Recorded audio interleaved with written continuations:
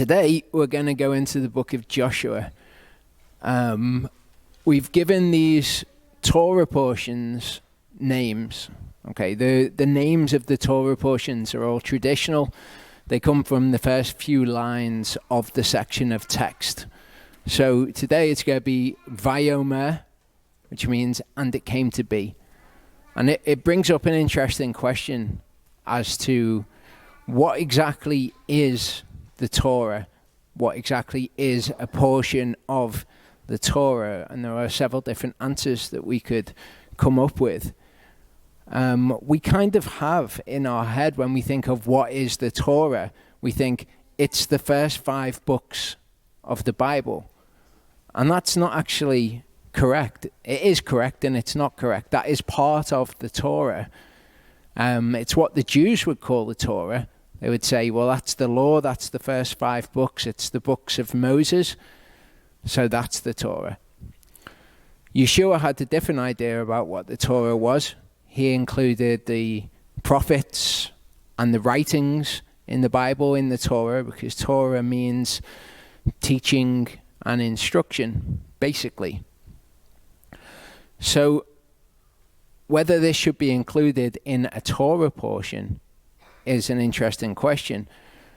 Now, if we were to narrow down to the law, the prophets, and the writings, that would be the Torah, the prophets, and the writing. That's where you get the word Tanakh from. You've got the Torah, the Navi, or the Naviim, which would be the prophets, and the Ketuvim, which would be the writings. And from that you get Tanakh. But if we're actually looking what the law portion of that is, what is the Torah part, then we can actually include Joshua within that itself, just in the Torah part of it. So what do I mean by that? Well, if I was to ask you who wrote the Torah, I think most people would probably say that Moses wrote the Torah. But as it turns out, that might not be exactly correct. It is known as the Torah of Moshe. It's also known as the Torah of Elohim. So it was Elohim's Torah, which he gave to Moshe, and Moshe taught the Torah. But does that mean that he actually wrote the Torah and all of the Torah? Deuteronomy 34, 5-8 says, "And Moshe, the servant of Yahuwah, died there in the land of Moab, according to the mouth of Yahuwah. And he buried him in a valley in the land of Moab, opposite Beth Peor, and no one knows his burial place to this day. And Moshe was 120 years old when he died. His eyes were not dim, nor his freshness gone. And the children of Israel wept for Moshe in the desert plains of Moab 30 days. So this is written in the Torah. It could be that Yahuwah inspired Moshe to write this before his death.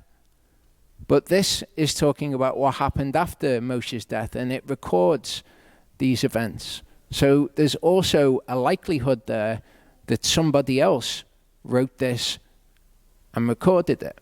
Okay, it's recorded as in these events are the ones that happen. In Joshua 8:30-32, it says, "And Joshua, built an altar to Yahuwah Elohim of Israel in Mount Ebal, as Moshe the servant of Yahuwah had commanded the children of Israel, as it is written in the book of the Torah of Moshe." Okay, so we've got the book of the Torah of Moshe, the book which contains the Torah of Moshe. An altar of unhewn stones over which no man has wielded iron. And they offered on it burnt offerings to Yahuwah and slaughtered peace offerings. And there in the presence of the children of Israel, he wrote on the stones, this is Joshua wrote on the stones a copy of the Torah of Moshe, which he had written. Okay, so it tells us here that Joshua wrote the Torah of Moshe, and that he wrote a copy of it on these stones.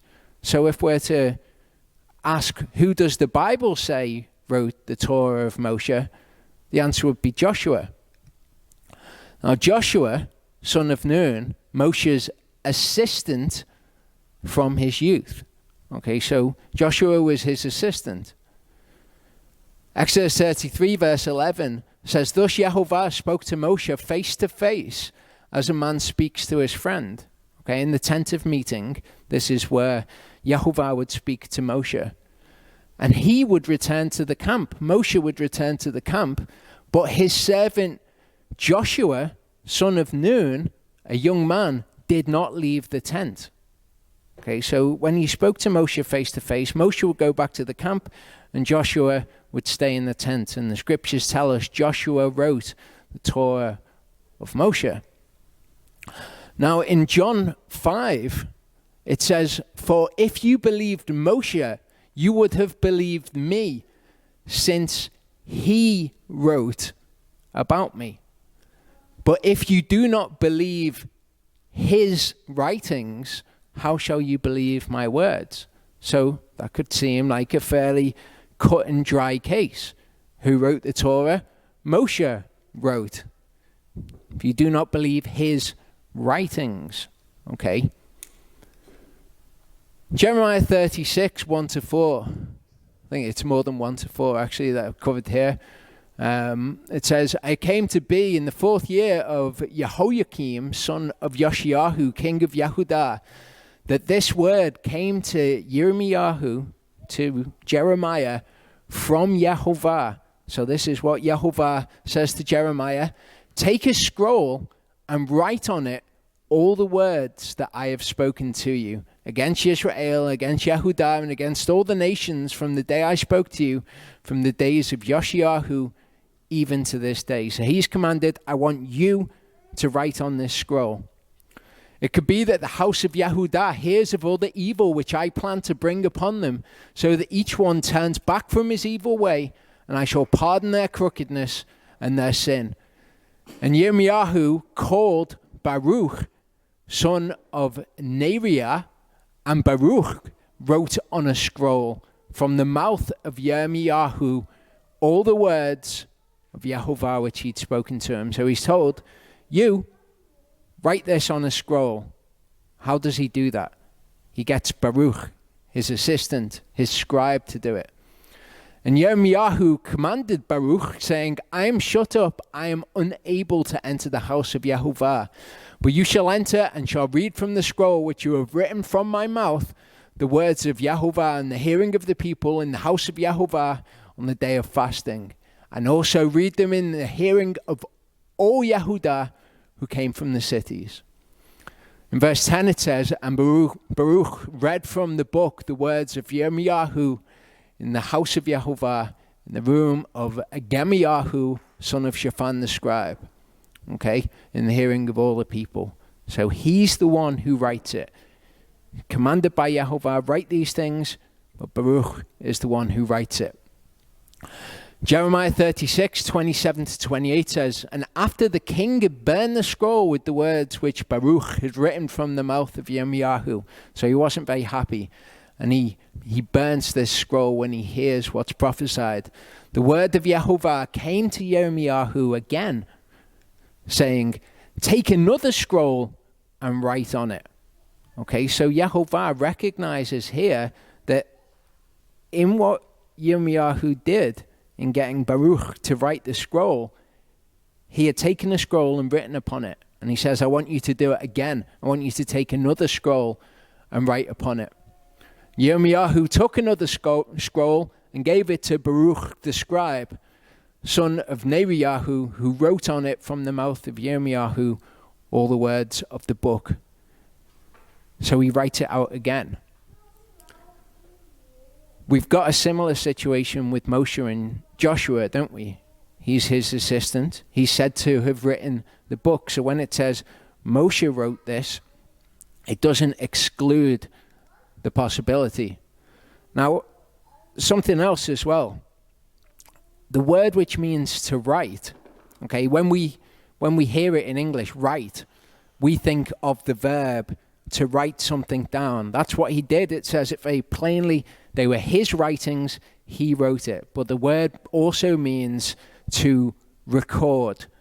The Hebrew and the Greek words both mean to write something, the actual physical act of writing, and also to record something. So when it says write on this scroll, take another scroll and write these words, it can be take another scroll and record these words. Moshe's writings, and when it says he wrote, it can be Moshe recorded these things, so it can be by the hand of Joshua. So Philip found Nathanael and said to him, we have found him who Moshe in the Torah and the prophets did write or did record. Yeshua of Nazareth, the son of Yosef.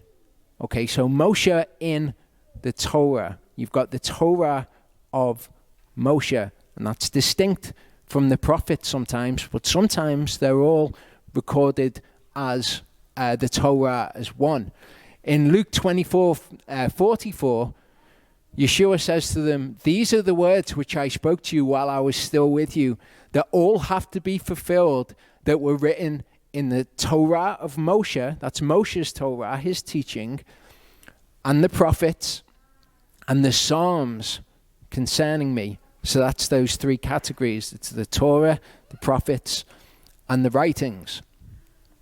In John 10, Yeshua answered them, is it not written in your own Torah, I said, you are Elohim. So when we read this, if we've got that narrow, traditional Jewish understanding of what the Torah is, we just think it's the first 5 books of the Bible, and we'd say, well, where is it in the Torah that says, I said you are Elohim? Because it's in fact Psalm 82. Okay, I said you are Elohim. So Yeshua refers to them individually, the Torah, the prophets, and the Psalms. Here he refers to the Psalms as part of the Torah. So you've got the Torah of Moshe, the book of the Torah of Moshe, the prophets, and the writings, and you can refer to all of them as Torah, because Torah doesn't just mean law, it means Yahuwah's teaching. You could call the New Testament the Torah equally. John 12:34 says, the crowd answered him, we have heard out of the Torah that the Messiah remains forever, and how do you say the son of Adam has to be lifted up? Who is this son of Adam? So the crowd say, we've heard out of the Torah that the Messiah remains forever. Problem is, the Torah doesn't say that the Messiah remains forever. Then they say, who is this son of Adam? The Greek word used there is anthropos. It's man. Okay, who is this son of man? In Hebrew, there's a couple of different words that can mean man. There's Adam. Adam can either mean Adam, the name Adam, can mean mankind, or it can mean a man. You can have Ish. That's a man and Ish. You can also have Enosh. Enosh can mean man, and it can mean a man. The part of scripture that they're referring to here is actually from the prophets. Daniel 7:13-14 says, I was looking in night visions and saw one like the son of Enosh, so the son of man. In the Septuagint, that is the son of Anthropos. Okay? Doesn't have to be Adam. In that English translation, they've put the son of Adam. That just means son of man in Hebrew. Okay, son of Enosh also means son of man in Hebrew, and that's a son of Anthropos in the Greek. Coming with the cloud of the heavens, and he came to the Ancient of Days, and they brought him near before him. And to him was given rulership and preciousness and a kingdom that all peoples, nations, and languages should serve him. His rule is an everlasting rule. So this is the son of Anthropos who remains forever. And this is a scripture from the prophets. So we see the writings, the prophets, the Torah of Moshe, or the book of the Torah, all referred to as Torah.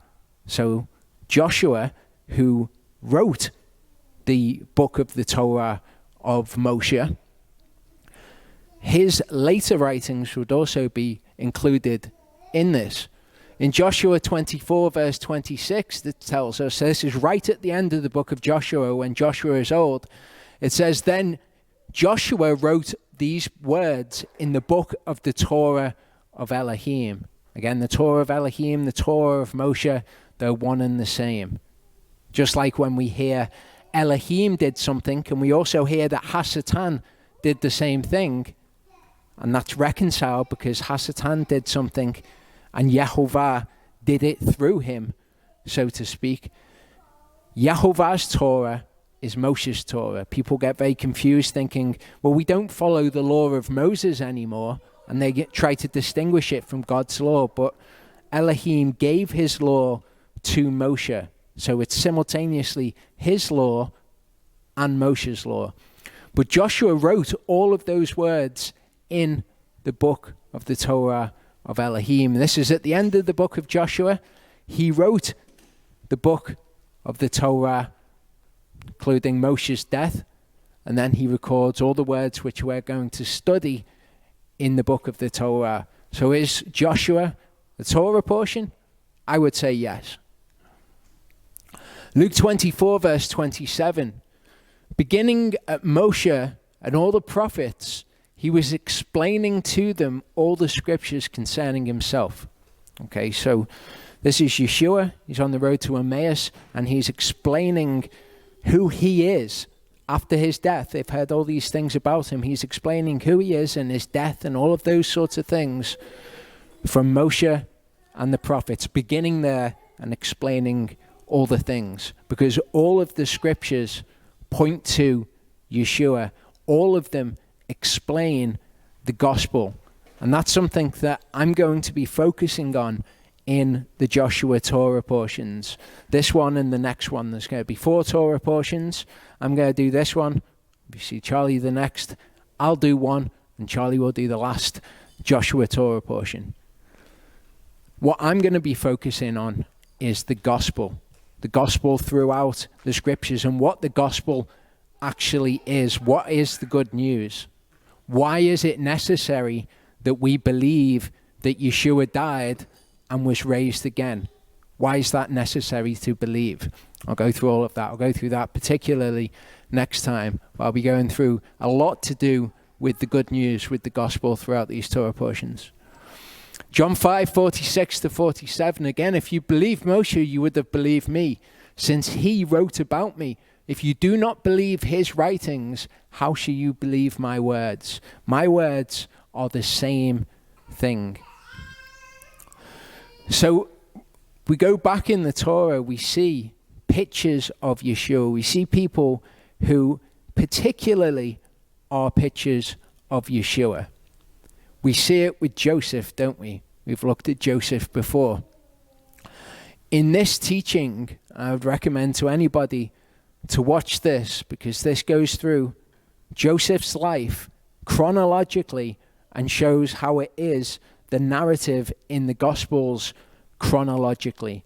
Joseph gets things backwards to how Messiah gets them, but his life is chronologically Messiah's life, and that's going all the way back to the book of Genesis. Okay, Yeshua is written about within there. We see Aaron. Okay, Aaron is a picture of Yeshua, isn't he? Not only because he is high priest, we also get other things with Aaron that are a picture of Yeshua. Okay, think of his rod that budded. Right from the beginning, we have this idea of life coming from death, and it's all the way through, and this is essential for us to understand the gospel as it is taught from Genesis through all of the Torah of Elohim, including the New Testament. Okay, Daniel. In the book of Daniel, we see Daniel cast into a pit, don't we, with the lions. Okay, this is again a story of where Daniel was put in a situation where he was certain to die. He wasn't killed and then resurrected to life, but he was put in a situation where he was certain to die. He was, it was seen as a form of execution, wasn't he? He was told that he would be executed by being thrown to the lions. He was thrown to the lions, and yet he comes out alive. He comes out of the pit alive. Yeshua went down to Sheol dead and came out alive. So this is a picture of Yeshua. Joseph in his life. Okay, Joseph was twice in a pit, brought out to life. First time his brothers threw him in the pit. Okay, and instead of killing him, they sold him into slavery. So he was put in a situation where he was to die, and he came out to life. Also, he was thrown in the dungeon, wasn't he, in Egypt, and he was brought out, and he wasn't just brought out to live, he was brought out to be ruler. Jonah is the picture that Yeshua talks about. He says, "No sign shall be given to you except the sign of the prophet Jonah, who was in the fish's stomach for 3 days." Okay, if you get swallowed by a fish, a giant fish, you're going to die because stomachs have acid in them, and you would be digested if you were swallowed by a giant fish. Jonah was swallowed. He was put in a situation where he would have died, but his life was preserved, and he came out alive. So again, this is a picture of Yeshua. Moses was hidden. He was supposed to die. Okay, all of the firstborn males were to die, but he was hidden. And what we see with Jonah is he was hidden for 3 days, just like Yeshua was in the heart of the earth for 3 days. And when we see this number 3 around these sorts of events, it's a bit of a hint that we're going to see something messianic. All of these events that we've seen, in fact, involved the number 3. Moses, he was hidden for 3 moons. The woman conceived and bore a son, and she saw that he was a lovely child, and she hid him 3 moons. Okay, so exactly this picture of Yeshua. The number 3 is involved death, or certain death, changing to life. Genesis 14:9-13, with Joseph when he's in the dungeon. So the chief cupbearer related this dream to Joseph, said to him, "See, in my dream, a vine was before me, and in the vine were 3 branches, and it was as though it budded, like Aaron's rod. Its blossoms shot forth, its clusters brought forth ripe grapes. Pharaoh's cup was in my hand, so I took the grapes and pressed them into Pharaoh's cup and placed the cup in Pharaoh's hand." And Yosef said to him, "This is the interpretation of it. The 3 branches are 3 days. Yet within 3 days, again, Pharaoh is going to lift up your head and restore you to your place." Okay, with the baker was going to die.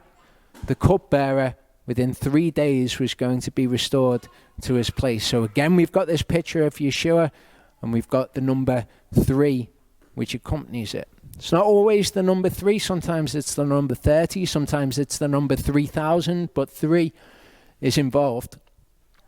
In Numbers 20:29, it says, "When all the congregation saw that Aharon was dead," okay, the high priest had died, "all the house of Israel wept for Aharon 30 days. And you might think, well, that's just a period of mourning. It's not. The periods of mourning that we see throughout the scriptures are all different. Joseph was mourned for 40 days, for example. 30 days is something which points us to the death of the high priest, Yeshua's death. Okay, Daniel 6:7-10, the reason he was thrown into the pit. "All the governors of the kingdom, the nobles and viceroys, the counselors and advisors have consulted together to establish a royal decree and to make a strong interdict that whoever petitions any elah, any god or man, for 30 days except you, O king, is thrown into the den of lions. Now, O king, establish the interdict, sign the writing, so that it is not to be changed, according to the law of the Medes and the Persians, which does not pass away. So King Darius signed the written interdict. And Daniel, when he knew that the writing was signed, went home, and in his upper room, with his windows open towards Jerusalem, knelt down on his knees 3 times a day. Okay, so the law was, if you do this, then you will die. Daniel puts himself in this situation of certain death again and again. We've got the number 3. And what happens to him? He comes out of this situation of death to life. Samson. Okay, you might not think of Samson as a messianic figure, but he is. And it's important that we understand these messianic figures, because when we see messianic figures and we see links with other people, what we're seeing is a link between the Messiah in somebody and then in the other narrative, since those people are equivocated, and we'll see this, Messiah is seen in that picture as well. So with Samson, the house was filled with men and women. Okay, so this is when they capture Samson and they force him to entertain them. And all the princes of the Philistines were there, about 3,000 men and women. Okay, this is something to be aware of when you're reading through the scriptures. Think of the 3,000 which became part of their number at Pentecost, or the 3,000 that were killed among the Levites. Okay, there are 3,000 men and women who were there, who were on the roof, who watched Shimshon or Samson entertaining. And Shimshon called to Yahuwah, saying, O Master Yahuwah, remember me, I pray. Strengthen me, I pray, only this time, O Elohim, and let me avenge myself on the Philistines with vengeance for my 2 eyes. They'd taken out his eyes, hadn't they? And Shimshon took hold of the 2 middle columns which supported the house, and he braced himself against them, one on his right and the other on his left. And Shimshon said, let me die with the Philistines. And he bowed himself mightily, and the house fell on the princes, on the 3,000 who were there. Judges 13, we get introduced to Samson. Okay, so we've just seen what Samson's death is. In Judges 13, we see an interesting structure. In the beginning of Judges 13, we get this structure which is laid out. We get these events which are laid out in a certain order, and then the final event in that structure is significant. And then in the latter half of Judges 13, we get the same structure, the same events happen, just 5 or 6 verses later. You get the exact same components to the narrative happening, but the final component is different. And if we pay attention to the final component, which is what that structure is drawing our attention to, then we learn something interesting. Okay, so we've seen this number with Samson. What does Samson tell us about the Messiah? Well, at the beginning of Judges 13, we see the description of a man and his wife. In Judges 13:6, 4 verses later, we see a description of a man and his wife, who are Samson's mother and father, Manoah and his wife. Judges 13:3, we see the appearance of an angel. That's what we see after the description of the man and his wife later in Judges 13. Then we see the promise of a son being given. You see the promise of a son being given. I mean, this should be also familiar to us from the angel appearing to Miriam and giving the promise of the son. We see the promise of the son, and we see the stipulations of the Nazirite vow given. Later we see the stipulations of the Nazirite vow given. Okay, and this is all pointing us towards something. The next element at the beginning is that he will save Israel. The next element is his death. Okay, so we've got this link between his death and him saving Israel, which is, of course, true of Yeshua. And we can see Samson as this messianic figure And we get this, it's like the text itself is constructed in such a way to teach us this. The Messiah was hidden in the scriptures from the beginning. This is, in my mind, the sort of thing that Yeshua could have been explaining to them on the road to Emmaus. Okay, in the kind of the Jewish way of studying things, you get something which is known as atbash. Okay, atbash is so called because you've got the aleph, that's the first letter of the Hebrew alphabet, and you've got the tav, that's the final letter in the Hebrew alphabet. And these structures, you take the first element and you take the last element, okay, and they will be the same, or they'll be a mirror image of each other, they'll be related to each other, they'll contain the same elements. Then you go to the second element, the bait, like the B, okay, and then the sheen. The bait is the second letter, the sheen is the second to last. So you take the second element, the second to last, first, last, second element, second to last. And you continue like this until you get to the part of the text that it's honing in on, that it's closing in on. So the Jews would refer to this as an atbash structure. In English, we might call it an ASB structure, okay? A and Z, the first and the last. B and Y, the second and the second to last. You understand how the structure is going to be.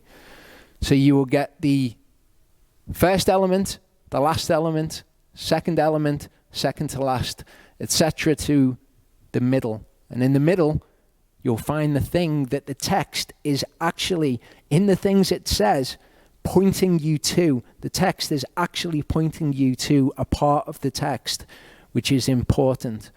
Sometimes on the central axis, you will find that the elements start to reverse, and everything after the central axis is what you saw before in reverse. Sometimes not, but the central axis is always important, and it will always teach you something important. So I'm going to have to read these. I thought they'd be bigger. I think people online can probably see them. Judges 13:25. The Ruach begins to move in Samuel between Sorah and Eshtaol. Okay, the last element in Judges 16 is Samson is buried between Sorah and Eshtaol. So you see Sorah and Eshtaol mentioned. There's an emphasis on and repetition of the words relating to Samson's eyes in Judges 14 at the beginning.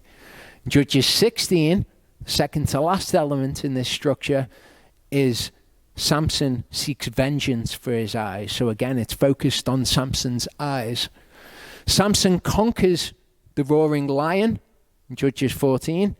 Judges 16, he conquers the Philistines. He conquers the 3,000 Philistines. Samson had a feast in Judges 14. The Philistines have a feast in Judges 16. Samson makes fun of the Philistines who triumph in the end. The Philistines make fun of Samson who triumphs in the end. So it's the same thing, but it's a reversal here. Samson took what didn't belong to him and returned to Israel in one particular circumstance. And again, Samson takes what didn't belong to him and he returns to Israel at the end of the narrative. Samson desires to go into his wife in Judges 15 at the beginning. Samson desires to go into a prostitute in Judges 16. Samson's unfulfilled desire at the beginning to go into his wife. You also see a desire that is fulfilled at the end. Here, though, it's the reverse. It's a desire that's fulfilled, and this desire is a thirst that he has. So you see his desire fulfilled here. Judges 15, you see the usage of animals, which are foxes, where he ties the tails together of the foxes, and they go in and they set fire to all of the crops. We see the usage of animals at the end as well, the jawbone of the donkey, which is used. We also see an image of fire, and we also see burning vegetation.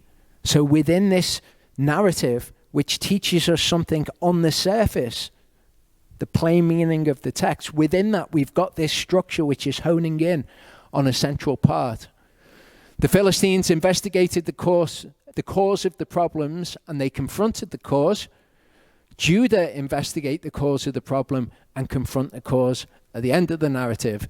Samson is attacked in Judges 15, and the Philistines are attacked.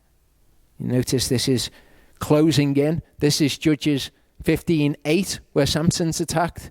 The Philistines are attacked in Judges 15:9, but there's an element that's between those two attacks, which is the thing that the text is focusing our attention in on. And that thing is Samson dwelling in the rock. Okay, obvious messianic significance there. So Samson's a messianic figure. Moses is a messianic figure. Joseph is a messianic figure. Aaron's a messianic figure. Daniel's a messianic figure. And Jonah's a messianic figure. Jonah's the one that, of course, Yeshua points to specifically.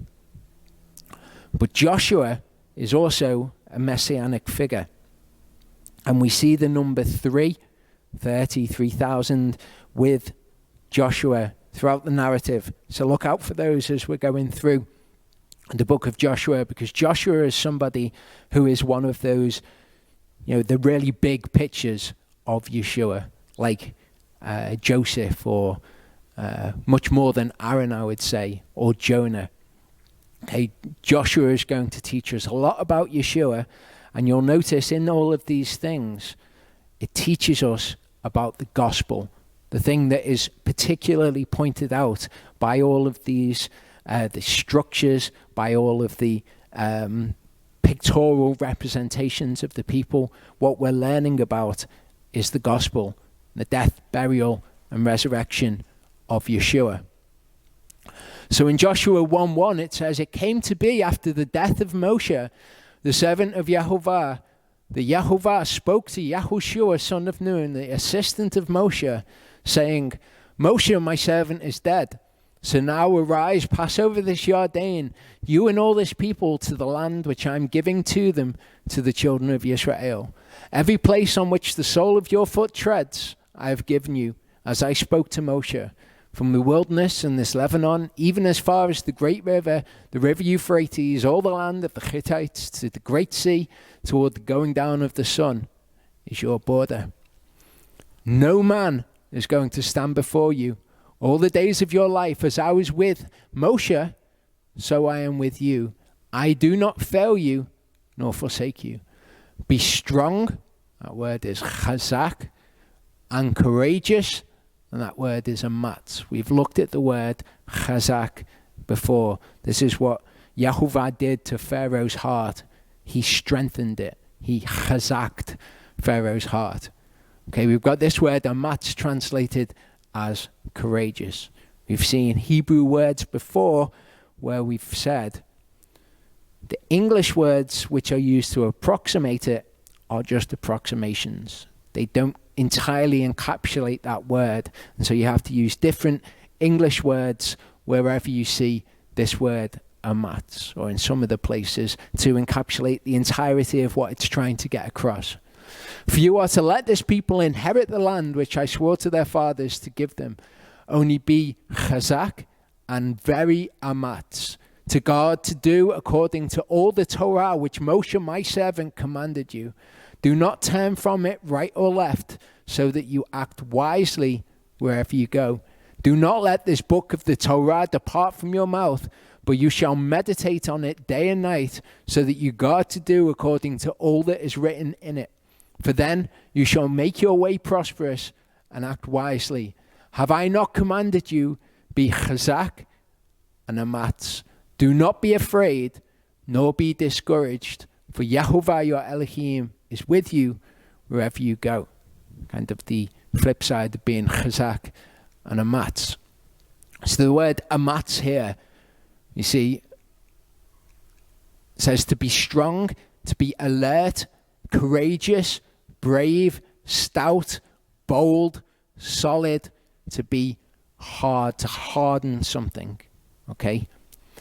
Really what this word speaks of to me is being bold and being ready and being willing, which is obviously all good terminology when we're thinking of doing the Torah, what we have to be in order to do the Torah, because we will be tested in things. Okay, we're not to be in fear when something comes along and we think, how am I even going to do that? I know that if I do that, the normal course of events will be that something bad would happen. Yahuwah says, be chazak, be amats. Don't be discouraged. Don't be fearful. Do these things. Don't go to the right and don't go to the left. This is what Gesenius says about this word amats. Okay, we are concerned with this passage here. The verbs all take on different forms. The form of the verb we're dealing with is the kal form. Okay, you see here, you can have the kal form, the piel form, the hithpael form, and the hifil form, and they all mean slightly different things. Well, we're dealing with the kal form when it said to Joshua. You might also hear of this as the pa'al form. Okay, so if you ever read pa'al, just think kal, they're the same. So Gesenius says to be alert, to be firm, to be strong. Kindred to this word, to be eager, okay, properly of alertness of the feet. Okay, so it's talking about this readiness, this willingness. It can be courage, to be courageous to do something, to be ready and to be alert to take this thing on, to be bold and stout in it.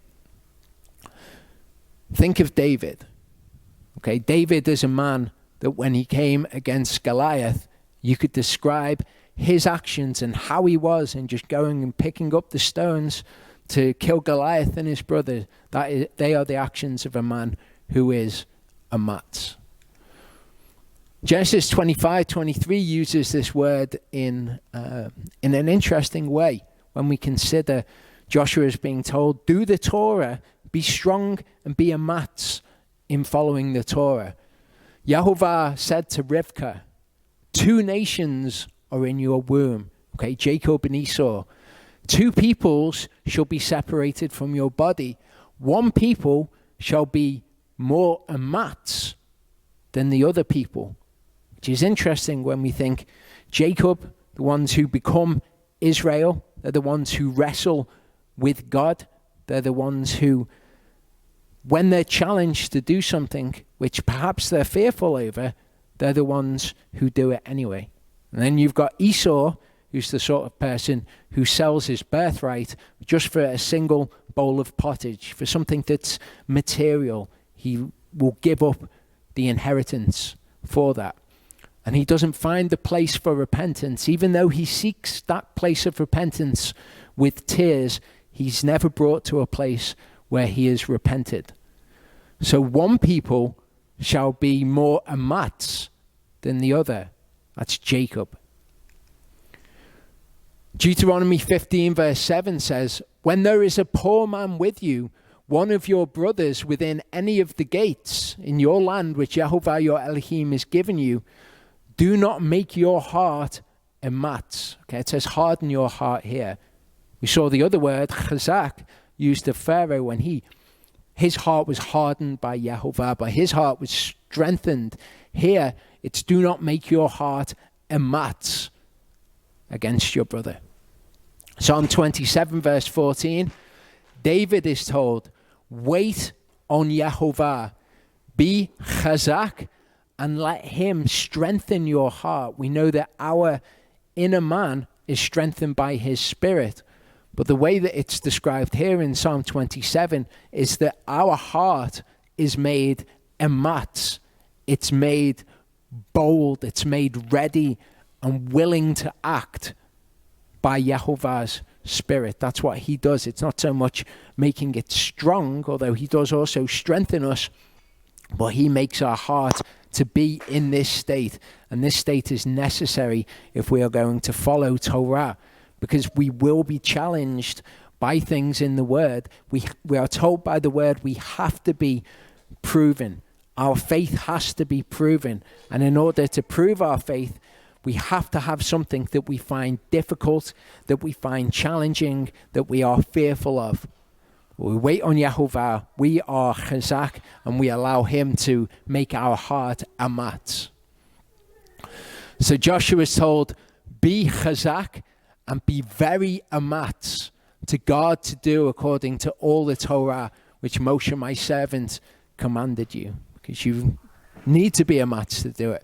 Do not turn from it right or left, so that you act wisely wherever you go. Do not let this book, the Torah, depart from your mouth, but you shall meditate on it day and night, so that you guard to do according to all that is written in it. For then you shall make your way prosperous and act wisely. Have I not commanded you? Be chazak and amats. Do not be afraid, nor be discouraged. That's aratz and chatat. For Yahuwah your Elohim is with you wherever you go. So when we're challenged by these things, we're to be strong, we're to be amats, we're to be bold and ready and willing to do these things. We're not to be aratz, and we're not to be chatat. Aratz, okay, to tremble, to dread, to fear. Okay, so it's dreading something. Sometimes when you read something in the word, you think, I've no idea how I'm going to do that thing. Okay, and it can inspire in you fear of that thing because you don't know how you're going to do it. And if it was just you and you were required to do that, then maybe it would end in something bad.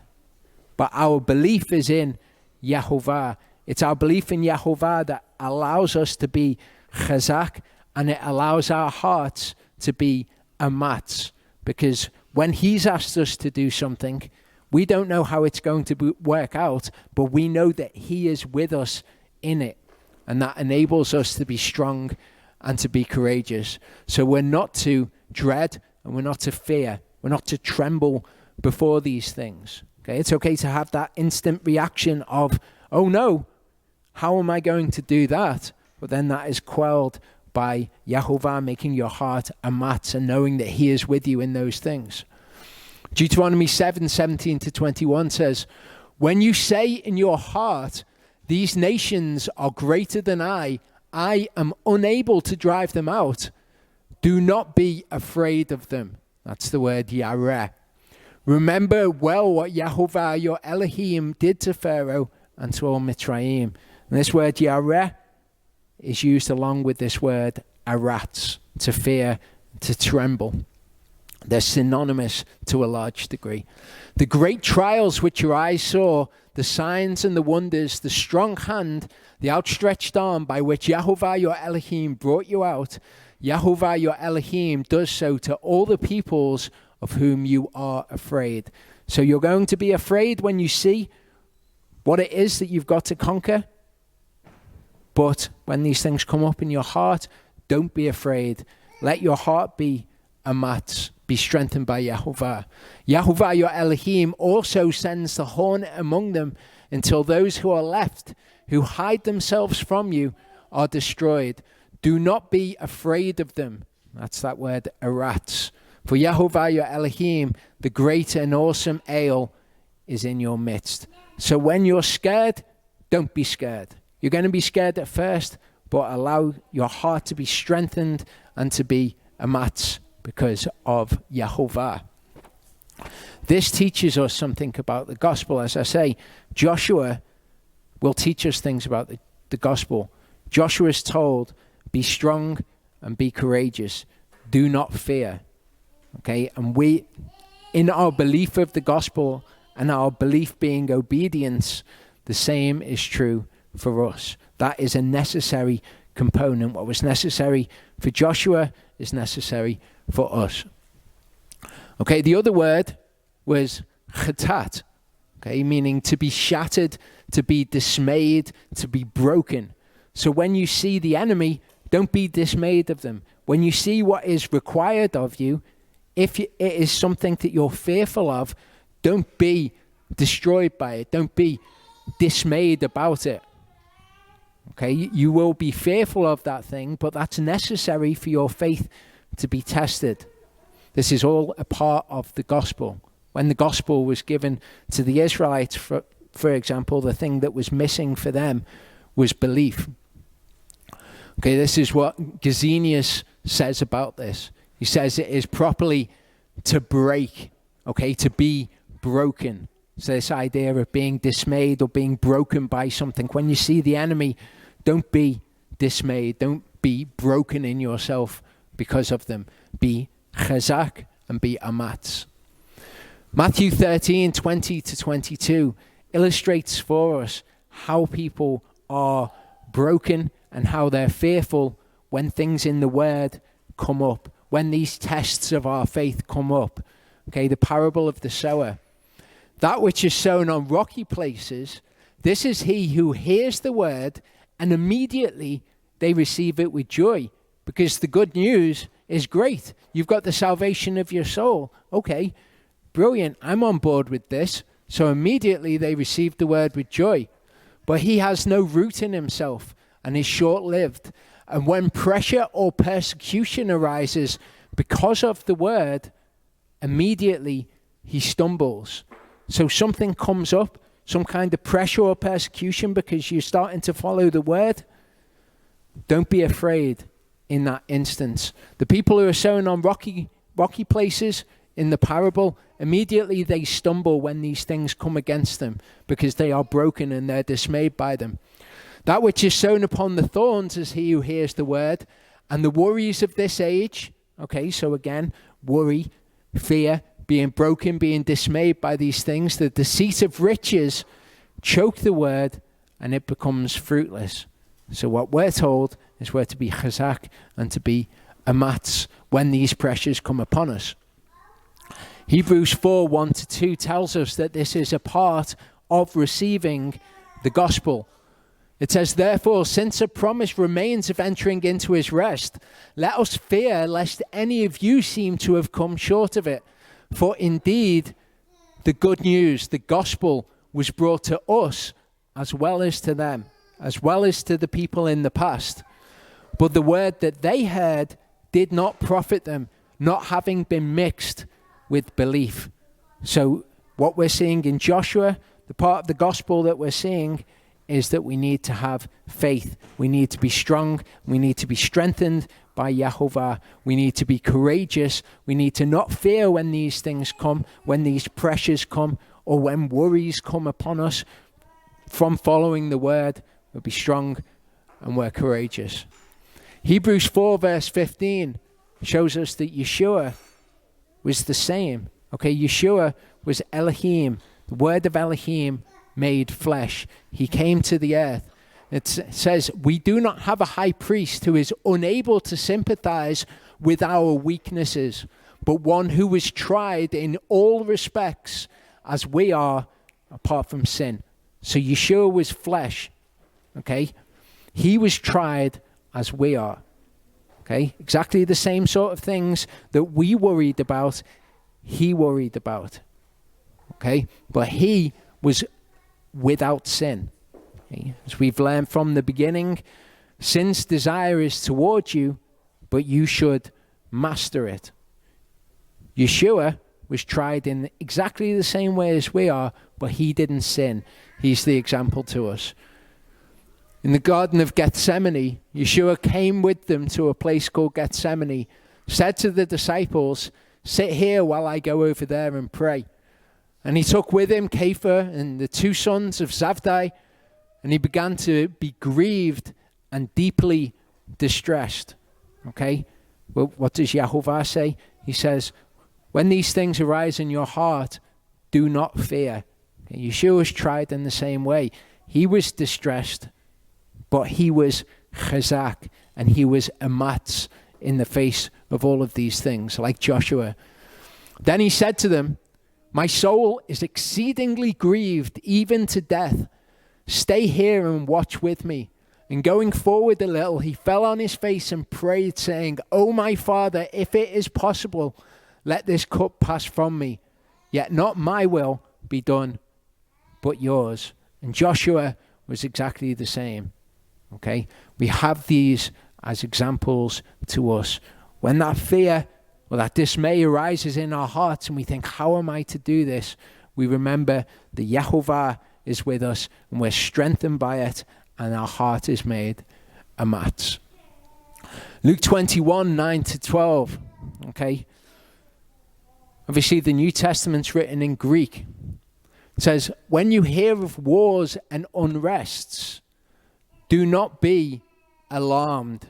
And that's that same word in the Septuagint as we saw as being dismayed, chatat. Okay, so Yeshua says, when you hear of wars and unrests, and he gives the same admonition, don't be dismayed, don't be broken by these things. As it's translated here, do not be alarmed, for these things have to take place, but the end is not soon. Okay, so when we see these things taking place, they have to take place.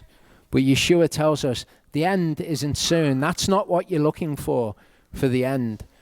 Then he said to them, nation shall rise against nation, and kingdom against kingdom. And there shall be great earthquakes in various places, scarcities of food, deadly diseases, and there shall be horrors and great signs from heaven. Okay?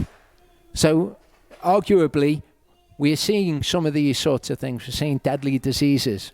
Okay? Not so much we're seeing great signs from heaven. And then Yeshua gives us the one thing that we're looking for, the one thing by which we're going to be able to identify, no, okay, this isn't the stuff that's happening when the end is not near. This is the end. He says, but before all this, so before even you see these wars and nations rising against nations, earthquakes, deadly diseases, signs from heaven, before you even see those things, you must have seen something else first. He says, before all this, they shall lay their hands on you and persecute you, delivering you up to the congregations and prisons, and be brought before kings and rulers for my name's sake. So when we're looking for signs of the end, and we're looking at all of these things, how we know whether or not they're the actual signs of the end, the actual birth pangs, is before all this, they'll lay their hands on you and they'll take you before the rulers. Okay, that's something that could happen very quickly. Okay, you think of the rise of certain political correctness in the world and certain things having violence done against them. So that could rise very quickly. But before we start looking to signs like this, to say, well, these are the signs of the end, first of all, this is going to happen. We'll be delivered up to rulers. But the admonition from Yeshua is exactly the same. Do not be alarmed. Be strong, be courageous, be chazak, and be amats. In the last part, we saw that Joshua is one of these people in whom we can see a picture of Messiah. And when we see these people, we learn something through them about the gospel. We learn something through them about the good news. So what we should expect to see in Joshua's life is we should expect to see some kind of mention of this number 3. And I'm not saying that every time in the Bible you see the number 3, it's to do with the Messiah. I don't know. I've not checked them all out. But commonly, when you see this, it is. So we're up to verse 10, chapter 1. Joshua commanded the officers of the people, saying, pass through the midst of the camp and command the people, saying, prepare food for yourselves, for within 3 days you are passing over this Yarden to go in to possess the land which Yahuwah your Elohim is giving you to possess. Okay, now this is interesting. We think, okay, they're told to prepare food for these 3 days. Seems like a fairly reasonable thing to be told. But in Joshua 5, it says, the children of Israel camped in Gilgal performed the Passover on the 14th day of the Chodesh at evening on the desert plains of Jericho. And they ate of the stored grain of the land on the morrow after the Passover, unleavened bread and roasted grain on this same day. And the manna ceased on the day after they had eaten the stored grain of the land. And the children of Israel no longer had manna, but they ate the food of the land of Canaan that year. So, before this, what they were eating was manna. So, in what we're reading, what they were eating was manna. And they're told, take this manna and prepare enough of it for 3 days. So we know when it came to the Shabbat, for example, they were told to bake and cook what they wanted to and leave the rest over until the morning. Here, we also see that they're told to prepare food for 3 days this time in advance. So the manna could be taken and prepared in advance. Verse 12 says, and Yahushua spoke to the Reubenites and to the Gadites and to the half-tribe of Manasseh, saying, remember the word which Moshe, servant of Yahuwah, commanded you, saying, Yahuwah your Elohim is giving you rest, and he shall give you this land. And this word here is nuach. Nuach is the word for rest that you sometimes see associated with the Sabbath rest. So we've got this preparation of food for 3 days, and then we've got this mention of the same sort of rest that you get on the Sabbath. I don't know if they're connected, but it stuck out to me. So Elohim's giving you rest, and he shall give you this land. Let your wives, your little ones, and your livestock stay in the land which Moshe gave you beyond the Jordan, but you shall pass before your brothers in fives, all your brave fighters, and shall help them. So when they came to this area, they saw that it was good for raising flocks on, and they said to Moshe, can we have this land as our inheritance? Moshe asked Yahuwah, they're allowed to keep that land, but they have to go and fight in the land of Canaan. So their land is on the other side of the Jordan, but when all of Israel cross over the Jordan, they were told, you're going to have to go over and you're going to have to fight. Your little ones and your wives can stay on the other side, but you guys, you've got to come over. You can't just dwell there and not help the rest of Israel. Until Yahuwah has given your brothers rest as unto you, so shall they also take possession of the land which Yahuwah your Elohim is giving them. Then you shall return to the land of your possession and shall possess that which Moshe the servant of Yahuwah gave you beyond the Jordan toward the rising of the sun. So this is the fulfillment, if you like, of what we saw in Torah portions Matot and Maseh. They answered Joshua, saying, all that you have commanded us, we do, and wherever you send us, we go. According to all that we obeyed Moshe, so we obey you. Only let Yahuwah your Elohim be with you, as he was with Moshe. Whoever rebels against your command and does not obey your words in all that you command him is put to death. Only be chazak and be amats. So they're saying, let Yahuwah be with you as he was with Moshe. We want you to be chazak and we want you to be amats. And interestingly, they say, whoever rebels against your command shall be put to death, which is something that we read in the Torah in Deuteronomy 17. Obviously, Deuteronomy was what was read to these people by Moshe. So they've recognized this is the way that the Torah says that it should be done. And they've said, okay, this is the way that it shall be.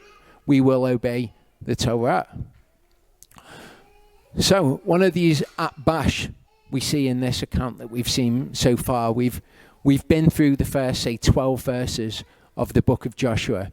So one of these chiastic structures that's going to point us to something important is at the beginning, Yahuwah commanded the people to prepare to take the land. Joshua gave the command to prepare to possess the land at the end.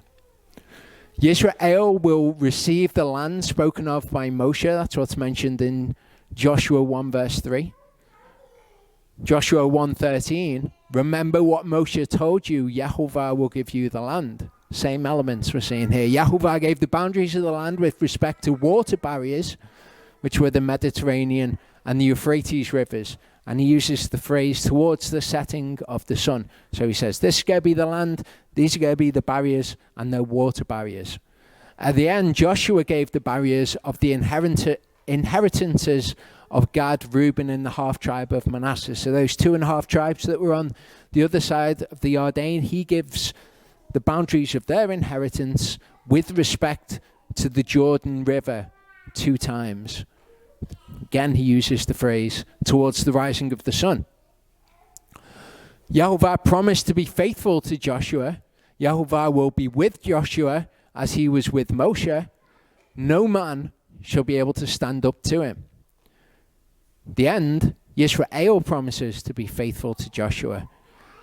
They will heed Joshua as long as Yahuwah is with him as he was with Moshe, and they will even kill anyone who rebels against him. See, Yahuwah says, no man will stand against you, and Israel effectively say the same thing to him. As I was with Moshe, I'll be with you. I am with you wherever you go, we see later on. I will not forsake you. Do not fear, nor lose resolve. Be strong and courageous. Behold, I have commanded you. Be strong and courageous. I will cause the people to inherit the land. You will make your way successful and act wisely in the land. Observe the Torah. Observe the Torah. You shall not deviate from it. The Torah shall not depart from your mouth. It's effectively the same thing. And then the central point that it's pointing to, the part of the text that our attention is being drawn to at these things, is you will succeed wherever you go. Yahushua, son of Nun, secretly sent out 2 men from Shittim to spy, saying, go see the land in Jericho. And they went and came to the house of a woman, a prostitute, and her name was Rahab, and they lay down there. But it was reported to the king of Jericho, saying, see, men from the children of Israel have come here tonight to search out the land. And the king of Jericho sent to Rahab, saying, bring out the men who have come to you, who have entered your house, for they have come to search out all the land. These elements of this narrative we're going to see in other narratives elsewhere in Scripture, which is all going to help us put together this picture of the gospel and what it is that the Tanakh teaches us about the gospel. The woman had taken the 2 men and she hid them. So she said, the men came to me, but I did not know where they were from. And it came to be, as the gate was being shut when it was dark, that the men went out. I do not know where the men went. Pursue them quickly so that you overtake them. But she brought them up to the roof and had hidden them with the stalks of flax which she laid out on the roof. And the men pursued them by the way to the Jordan, to the fords, and they shut the gate afterwards as soon as the pursuers had come out. So they come to her, and the pursuers come and they say, well, where are the men?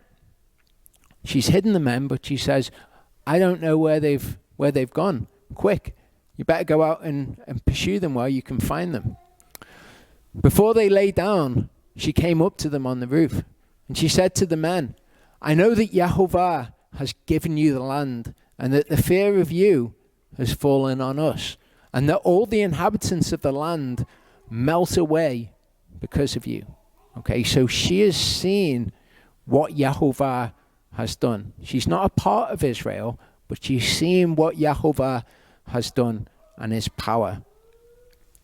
For we have heard how Yahuwah dried up the water of the Sea of Reeds for you when you came out of Mitzrayim, and what you did to the 2 kings of the Amorites who were beyond the Jordan, Sihon and Og, whom you put under the ban. Part of what the gospel is, part of what the good news is, part of what salvation is. Remembering the word salvation and the word deliverance are the same word in Hebrew and in Greek. Part of it is this defeat of the enemy. Okay, and part of what she recognizes is within Yahuwah's power. What she specifically says is his defeat of the enemy. We saw what you did to the enemy, what Yahuwah did. And when we heard, our hearts melted, and there was no spirit left in anyone because of you. For Yahuwah your Elohim, he is Elohim in heavens above and on earth beneath. And now please swear to me by Yahuwah, since I have shown you kindness, that you also show kindness to my father's house, and shall give me a true token, and shall spare my father and my mother and my brothers and my sisters and all that they have, and shall deliver or save, same word, our souls from death. So this Gentile woman, having seen the salvation or the deliverance that Yahuwah has brought to Israel, she asks that salvation is brought, that their souls are saved. And the men said to her, our souls for yours.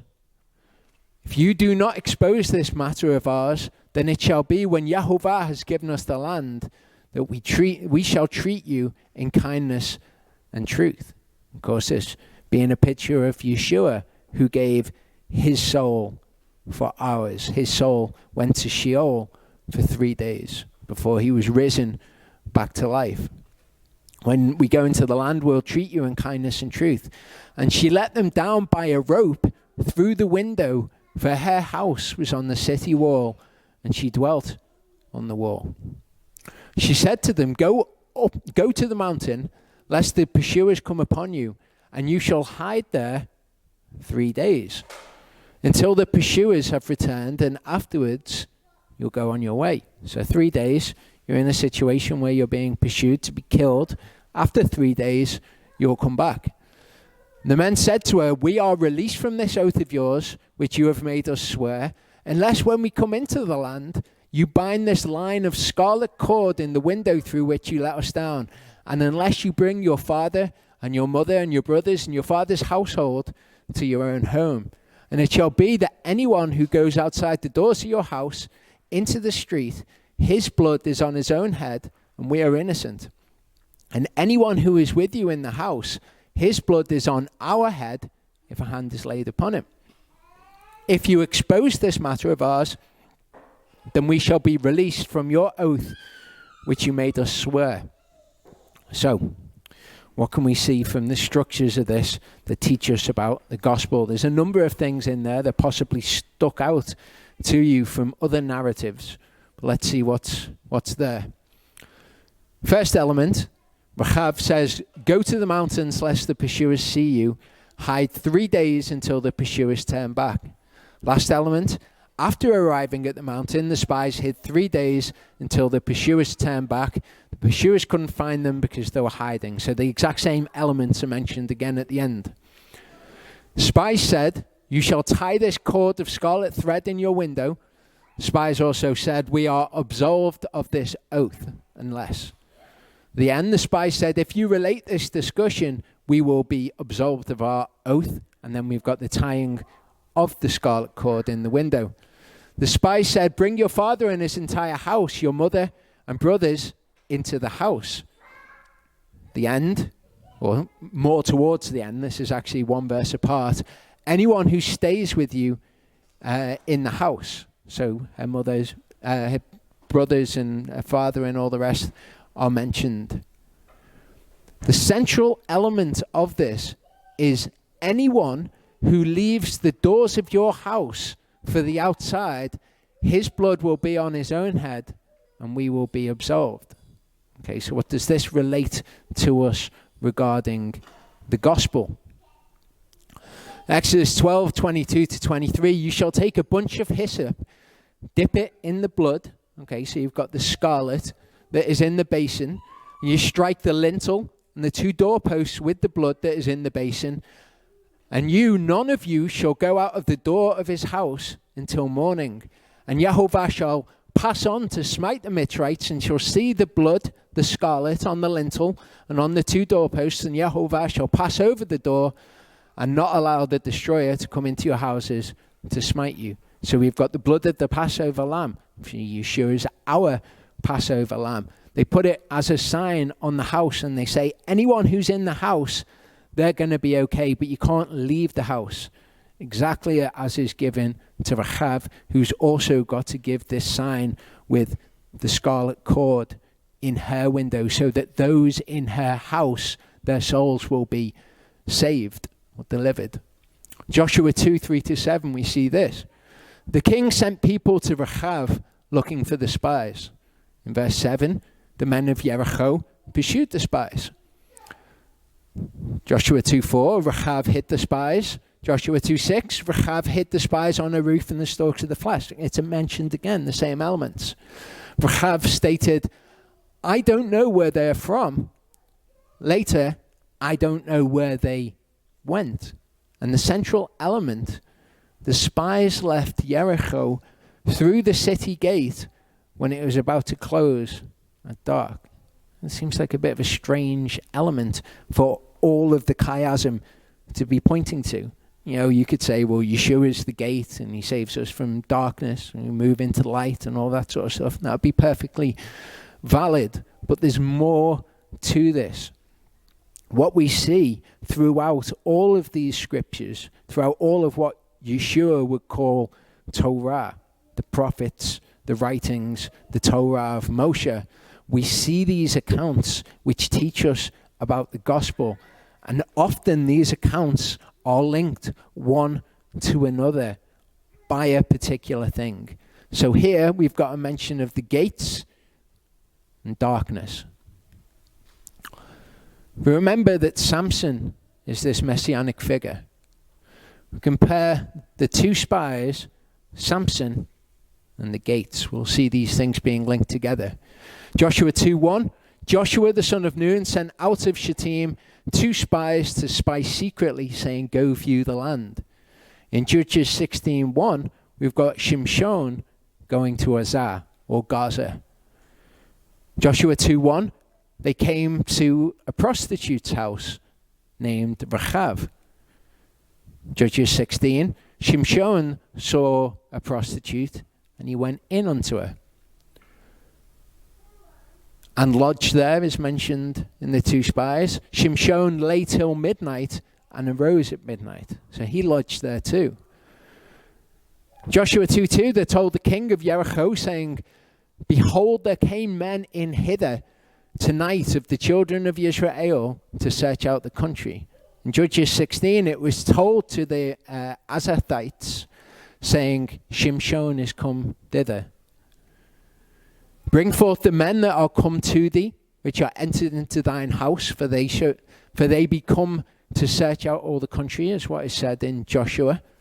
In Judges, they compassed him in, and they laid wait for him. The woman took the 2 men, and she hid them.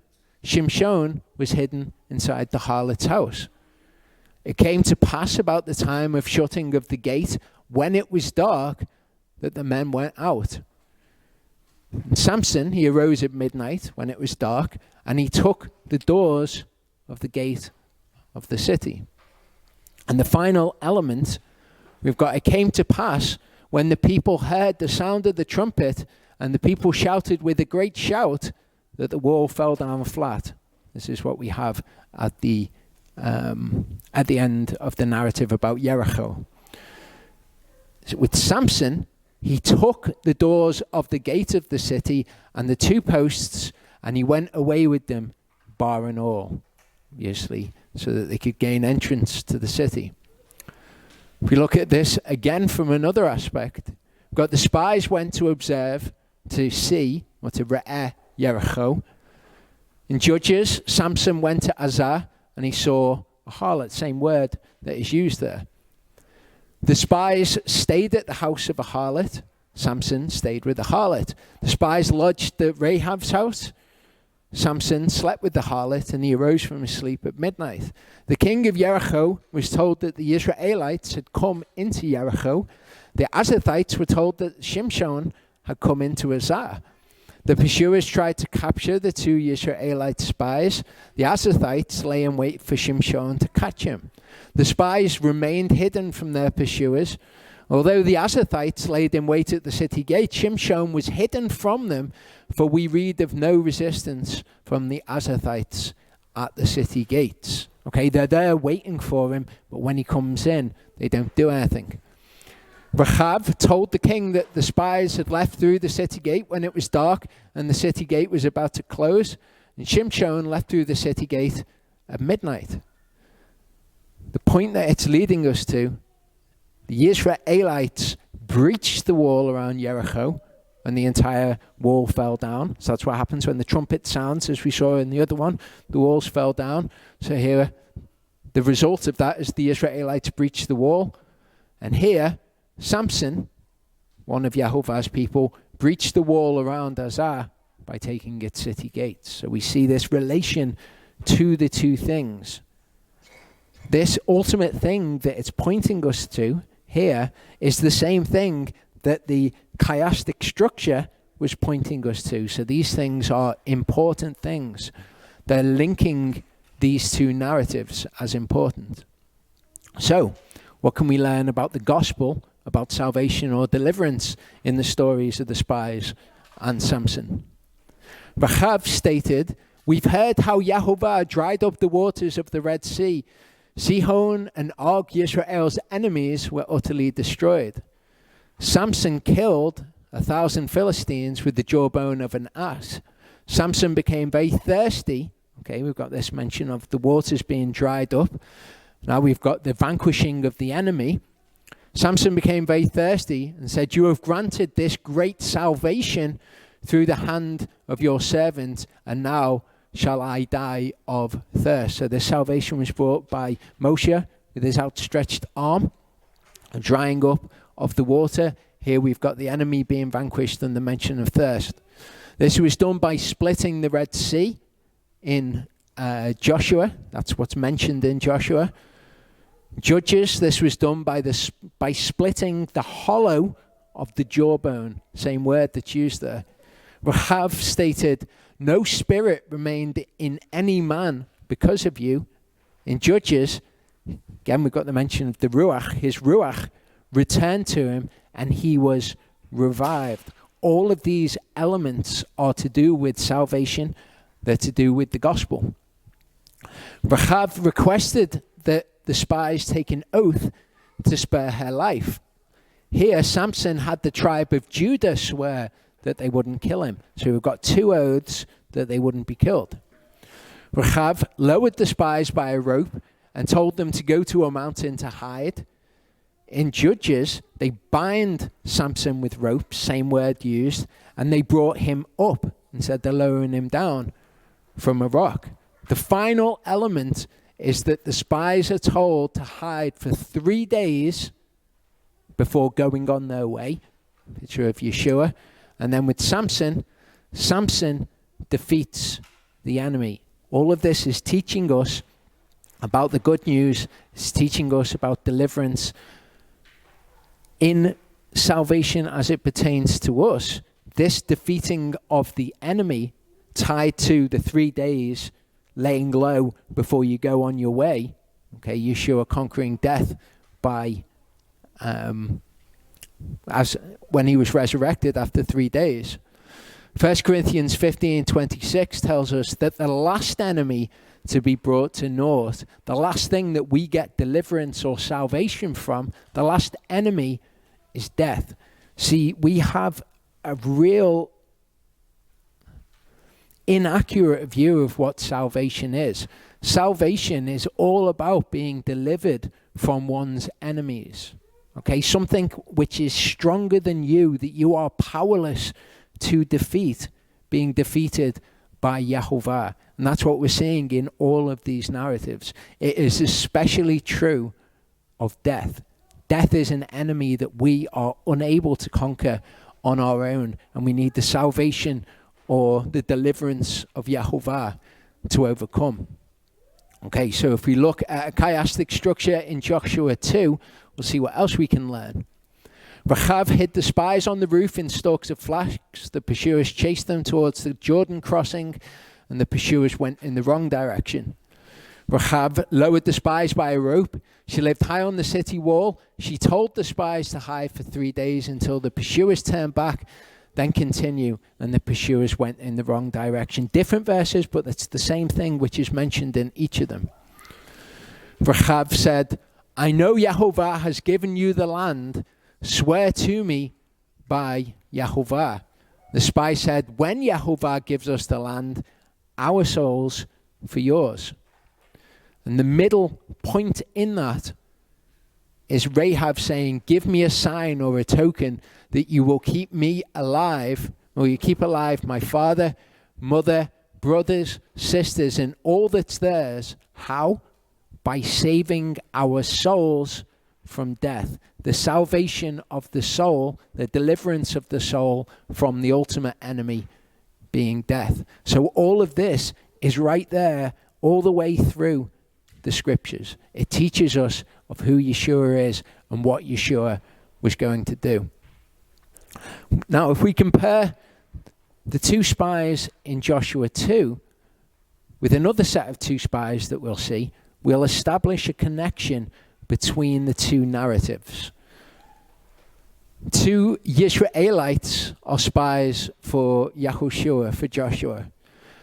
Yehonathan and Ahimaaz are two spies for David. Two spies were given military intelligence and they were told to deliver it to Joshua. Yehonathan and Ahimaaz were given military intelligence and they're told deliver it to David, the ones that they're spies for. Two spies come to Rahab's house in Jericho. We've got Yehonathan and Ahimaaz came to a house in Bahurim. Rahab gave the spies military intelligence. Here we have a girl giving Yehonathan and Ahimaaz military intelligence. It was told to the king of Jericho that the two spies had come in.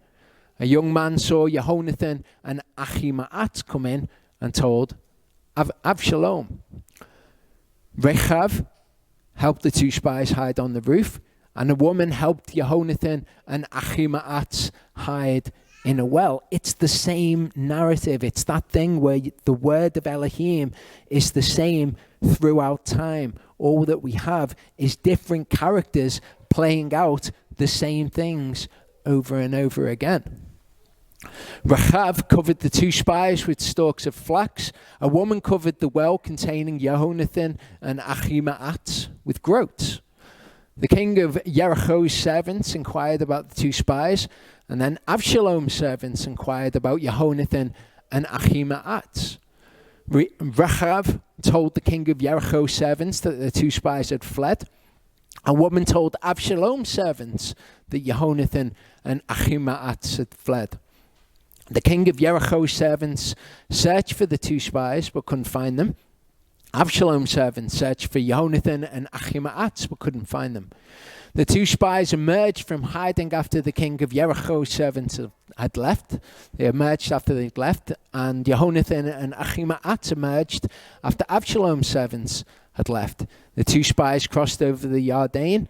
The woman said that Yehonathan and Ahimaaz had crossed over the Yarden. This is why when we have issues in our lives, that we can look to the word of Elohim and we can find what the solution is from that. We can find times when people have encountered similar things and done something the wrong way and how that didn't work out, or what is the correct way to do it. This is why the word is living and why it's cyclical. The two spies delivered the military intelligence to Yahushua. Yehonathan and Ahimaaz delivered the military intelligence to David, ultimately. So there's this linkage between those two spies and the two spies in David. We know that the two spies teach us about the gospel in Joshua. We'll see the same thing in the narrative in 2 Samuel. So at the beginning of this chiastic structure, Yehonathan and Ahimaaz descend into a well. Again, there's descending into the pit. A woman spread a curtain over the well. The end, Joab's men throw Avshalom's body into a large pit and erect a mound of stones over the top. So these same things. Ahithophel's suicide by hanging. We see Avshalom dead at the end, hanging in the tree. Avshalom appointed Amasa over his army in place of Joab. David's position at Mahanaim is mentioned.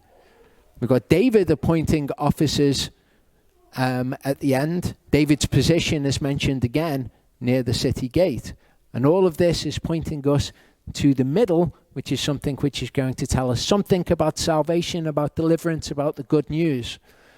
3 men brought David and his servants provisions because they were hungry, exhausted, and thirsty in the desert. Okay? As opposed to, I suppose, adding drunkenness to thirst. For us, in the picture of salvation, hunger, exhaustion that we have and our thirst is met. And again, we have the number 3 mentioned. In Joshua 2 it continues and says, "And she said, 'Let it be according to your words.' And she sent them away, and they went, and she bound the scarlet cord in the window. So they left and came to the mountain and stayed there 3 days until the pursuers returned. And the pursuers sought them in all the way, but they did not find them." So they were trying to kill them. They hid there for 3 days, and then they came out to life. The 2 men returned. They came down from the mountain. They passed over, and they came to Yahuwah, son of Nun, and they related to him all that had befallen them. And they said to Yahuwah, "Truly Yahuwah has given all the land into our hands, and also all the inhabitants of the land have melted away because of us." Again, another aspect of salvation. This will happen at the end, the salvation which is yet to come, when Yeshua comes and defeats the enemy before us to lead us into the land, when it will be said, "Truly Yahuwah has given all of the land into our hands." Or something else to remember about Rahab. Okay, something else to do with salvation, deliverance, and the good news. Rahab is a Gentile. Rahab isn't a part of Israel. In Isaiah 56, 3-5, it says, "And let not the son of the foreigner who has joined himself to Yahuwah speak, saying, 'Yahuwah has certainly separated me from his people.' Nor let the eunuch say, 'Look, I am a dry tree.' For thus said Yahuwah to the eunuchs who guard my Sabbaths and have chosen what pleases me and hold fast to my covenant, those foreigners who do this. To them I shall give in my house and within my walls a place and a name better than that of sons and daughters. I give them an everlasting name that is not cut off." So something we can learn from Rahab is that Yahuwah will accept these people into covenant, those people who take hold of the Sabbath, those people who take hold of the covenant. And this is an integral part of the gospel as explained in the New Testament writings. In Isaiah 42, 1-7, it says, "See my servant whom I uphold, my chosen one, my soul has delighted in.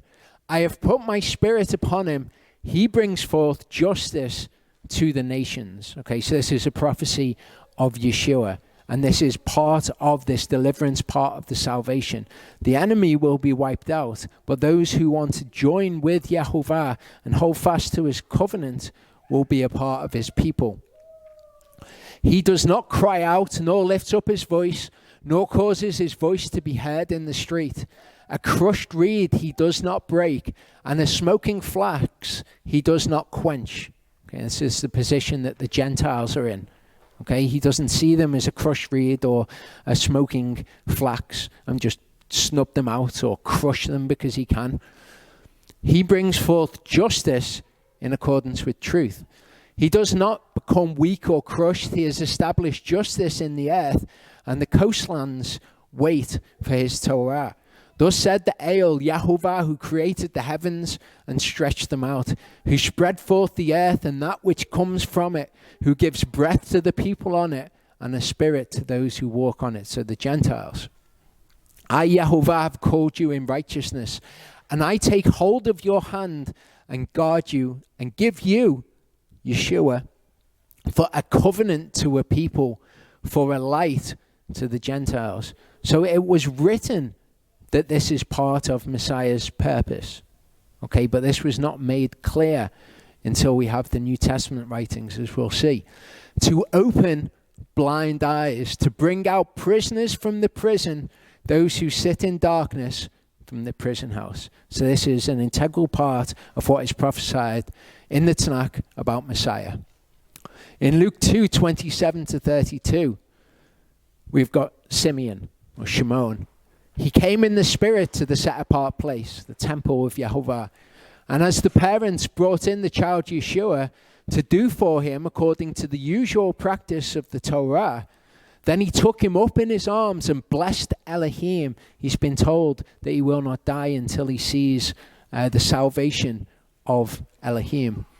Now let your servant go in peace. He's saying, I can die now. O Master, according to your word, for my eyes have seen your deliverance. They've seen your salvation. They've seen your Yeshua, perhaps in Hebrew, which you have prepared before the face of all the people. So he recognizes this in what he's saying. It's not just to Israel, it's the salvation to all of the people. A light for the unveiling of the Gentiles and the esteem of your people, Israel. That's what Yeshua is. Ephesians 3:4-6 says, in reading this then, you are able to understand my insight into the secret of Messiah, which was not made known to the sons of men in other generations, as it has now been revealed by the Spirit to his set-apart apostles and prophets, the Gentiles to be co-heirs, united in the same body and partakers together in the promise in Messiah through the good news. So this, as we've seen, is encoded in the Tanakh. All of these elements of salvation, these elements of Yeshua, the Messiah, were encoded in the Tanakh. But Paul says here, now you see my insight. This was not revealed to people before. It was right there in the scriptures for them. Well, this is part of the secret of the Messiah, the promise through the good news. This is the gospel.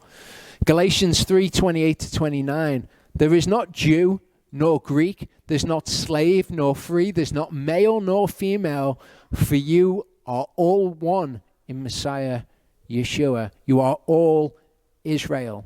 There's no house of Judah and Gentiles, and there's no separation there. You're all one now in Messiah Yeshua. And if you are of Messiah, then you are the seed of Abraham and heirs according to the promise of the land. That promise which was given to Abraham. The Gentiles, as Paul was writing, the secret of Messiah is that the Gentiles through him would be able to become co-heirs. And this is an element of the gospel. I bring all of this together at the end of the next Torah portion that I do. But I want you to recognize all these individual elements of the gospel. Romans 11:7-12 says, what then? Israel has not obtained what it seeks, but the chosen did obtain it, and the rest were hardened. So this is Israel, the physical descendants of Jacob, or the descendants of Israel. All of them did not obtain what they were seeking for. Okay, the ones who were the chosen, the Yahuwah had chosen according to his foreknowledge, those who would submit to him and would follow him by faith, they obtained it, but the rest of them were hardened. As it has been written, Yahuwah has given them a spirit of deep sleep, eyes not to see and ears not to hear unto this day. So this is Israel. David also says, let their table become for a snare and for a trap and for a stumbling block and a recompense to them. Let their eyes be darkened not to see and bow down their back always. I say then, if all of this is true about Israel, have they stumbled that they should fall? Is that what Yahuwah's purpose in this is? Did he just want them to not get it and to fall and to stumble and not make it into the kingdom? Let it not be. But by their fall, deliverance or salvation has come to the Gentiles to provoke them to jealousy, to provoke Israel to jealousy, that the Gentiles are all going to come to Yahuwah and they're all going to be Yahuwah's people. If their fall, if Israel's fall is riches for the world and their failure riches for the Gentiles, how much more their completeness? So when the Gentiles come to Yahuwah, if that's a good thing that Yahuwah has used their fall for, how much more will he be able to use the submission and the faith of Israel? An example of this, the Gentiles coming to Yahuwah and Israel being jealous, we see in Acts 13. Verse 42 says, "And when the Jews went out of the congregation, the Gentiles begged to have these words spoken to them the next Sabbath." Okay, the Jews who had the word of Yahuwah and made their boast, "Oh, we've got the Torah, we were given the oracles of Yahuwah, we've got the word of Yahuwah," and yet they didn't follow it by faith. The Gentiles, when they heard the words of Yahuwah, they begged to have them spoken to them. And when the meeting of the congregation had broken up, many of the Jews and of the worshipping converts followed Paul and Barnabas, who, speaking to them, were urging them to continue in the favor or the grace of Elohim. And on the next Sabbath, almost all the city came together to hear the word of Elohim. These are Gentiles. All of them have come together. They heard the words and they begged that they would hear them again. But when the Jews saw the crowds, they were filled with jealousy. And contradicting and speaking evil, they opposed what Shaul was saying. But speaking boldly, Shaul and Barnabas said, "It was necessary that the word of Elohim should be spoken to you first, to the Jew first, but also to the Gentiles. But since you thrust it away and judge yourselves unworthy of everlasting life, see, we turn to the Gentiles." So by Israel's fall, by the fact that they thrust the word of Elohim away from them, salvation has come to the Gentiles, that it would make Israel, the natural born tree, that it would make them jealous. "For the Master has commanded us, I have set you to be a light to the Gentiles, that you should be deliverance to the ends of the earth," or salvation to the ends of the earth. So it's in the New Testament that we begin to see all of these prophecies, all these things that were encoded within the Tanakh. We start to see the fulfillment of all of them. And when the Gentiles heard this, they were glad and praised the word of Yahuwah, and as many as had been appointed to everlasting life believed. In Isaiah 62, I think it's probably 1 to 5 actually. "For Zion's sake, for Zion's sake, I am not silent.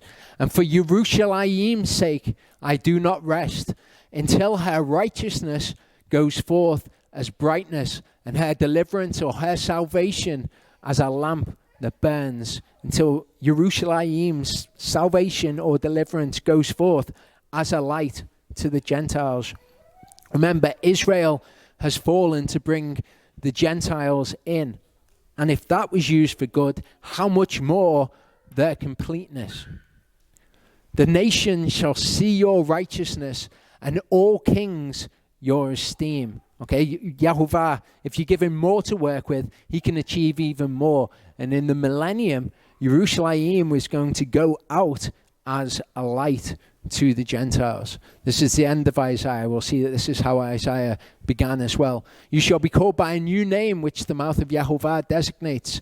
You shall be a crown of comeliness in the hand of Yahuwah, and a royal headdress in the hand of your Elohim. You will be a beautiful thing. Lift up your eyes all around and see, all of them have gathered. They have come to you. Your sons come from afar, and your daughters are supported on the side.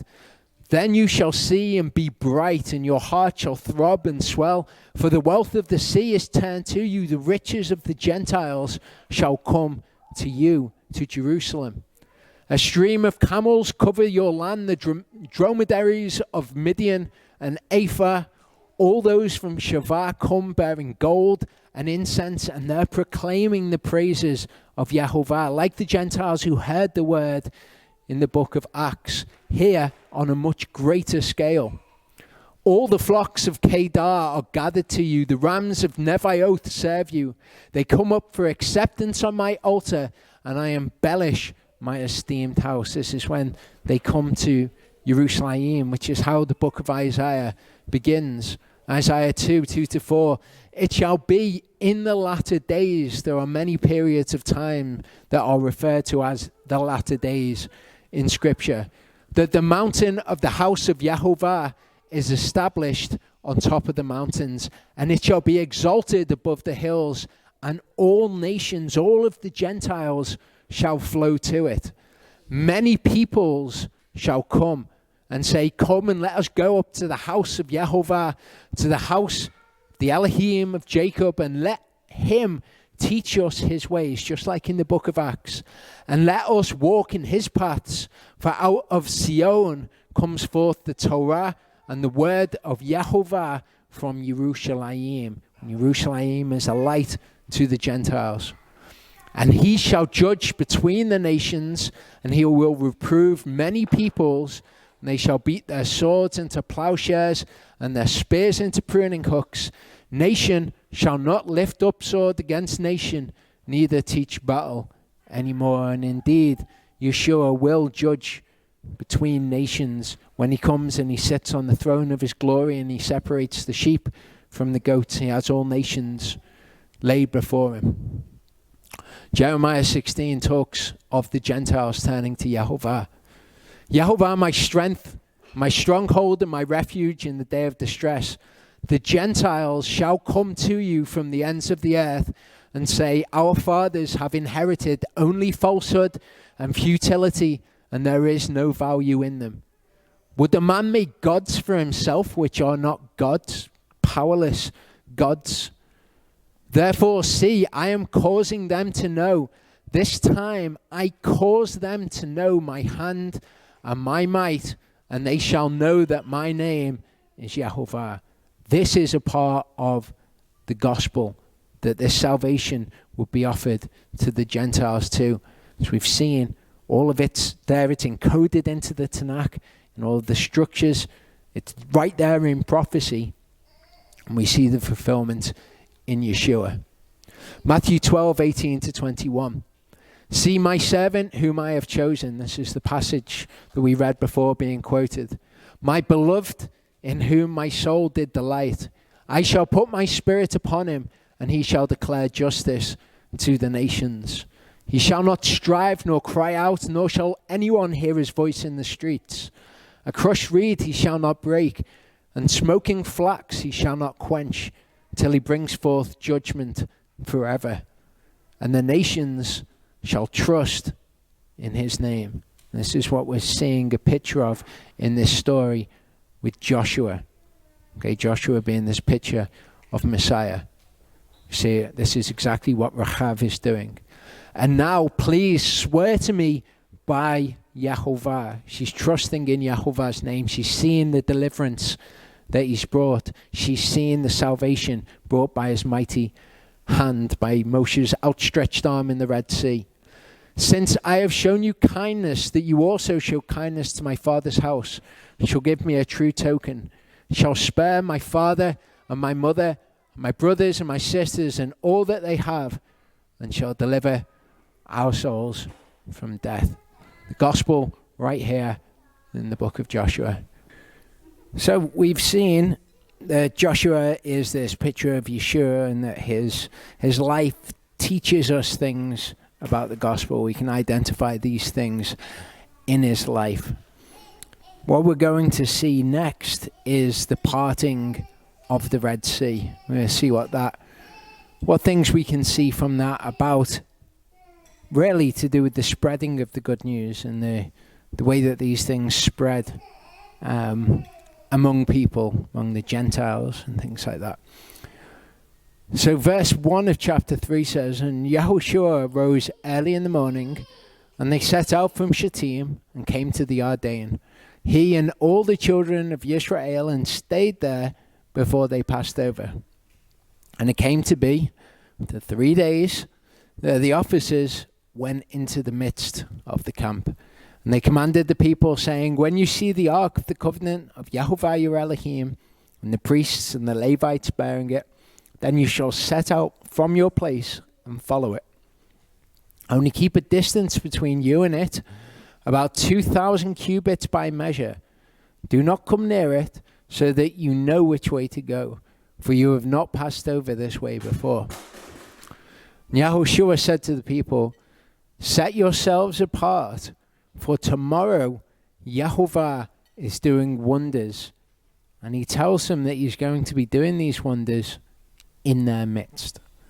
So just like at Mount Sinai, when they had to set themselves apart, not sleep with their wives for 3 days, here they've got to be set apart because Yahuwah is actually going to be in their midst, physically in their midst, like being physically in the tabernacle or the temple.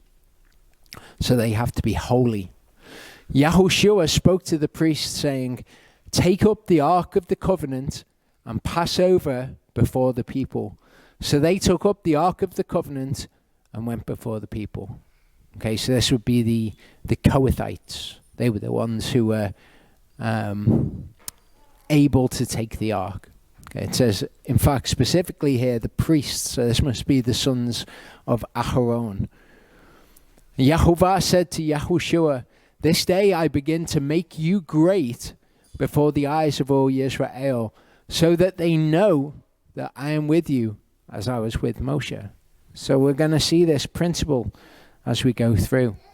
This idea that Israel knew that Yahuwah was with Moshe. He parted the Red Sea. And here, Yahuwah says, they're going to know that I'm with you too, when they see what I'm going to do, which is to part the Red Sea. And you command the priests who bear the Ark of the Covenant, saying, when you come to the edge of the water of the Yarden, stand in the Yarden. Yahushua said to the children of Israel, come near and hear the words of Yahuwah, your Elohim. And Yahushua said, by this you shall know that the living Elohim, or El, is in your midst, and that he is certainly driving out from before you the Canaanites, the Hittites, the Hivites, the Perizzites, the Girgashites, the Amorites, and the Jebusites. Okay, so by this, you're going to know that he's in your midst. See, the Ark of the Covenant of the Master of all the earth is passing over before you into the Ardennes. So there's something about this where Joshua says, you're going to know that Yahuwah is going to deliver you from your enemies. We've seen before how enemies in one's life for us is equivalent to, let's say, the things which we must overcome. Sin, or whatever it is in our lives that we must overcome to obey Yahuwah. So there's an element of Yahuwah letting you know that he is with you. And by those things, you will know that he will be with you against the enemies as well. Now take for yourselves 12 men from the tribes of Israel, 1 man from every tribe. And it shall be as soon as the soles of the feet of the priests who bear the ark of Yahuwah, the master of all the earth, come to rest in the waters of the Ardennes, that the waters of the Ardennes are cut off, the waters that come down from upstream and stand as a heap. So the ones who bear the word of Yahuwah, okay, the ones who bear the ark of Yahuwah. You can kind of think of this in the same sort of way as evangelizing. Evangelizing is to bring the good news to people. Here we see signs and wonders, okay, letting these people know that Yahuwah is with them. And we see the same sort of things when the good news is being brought, that signs and wonders accompany it.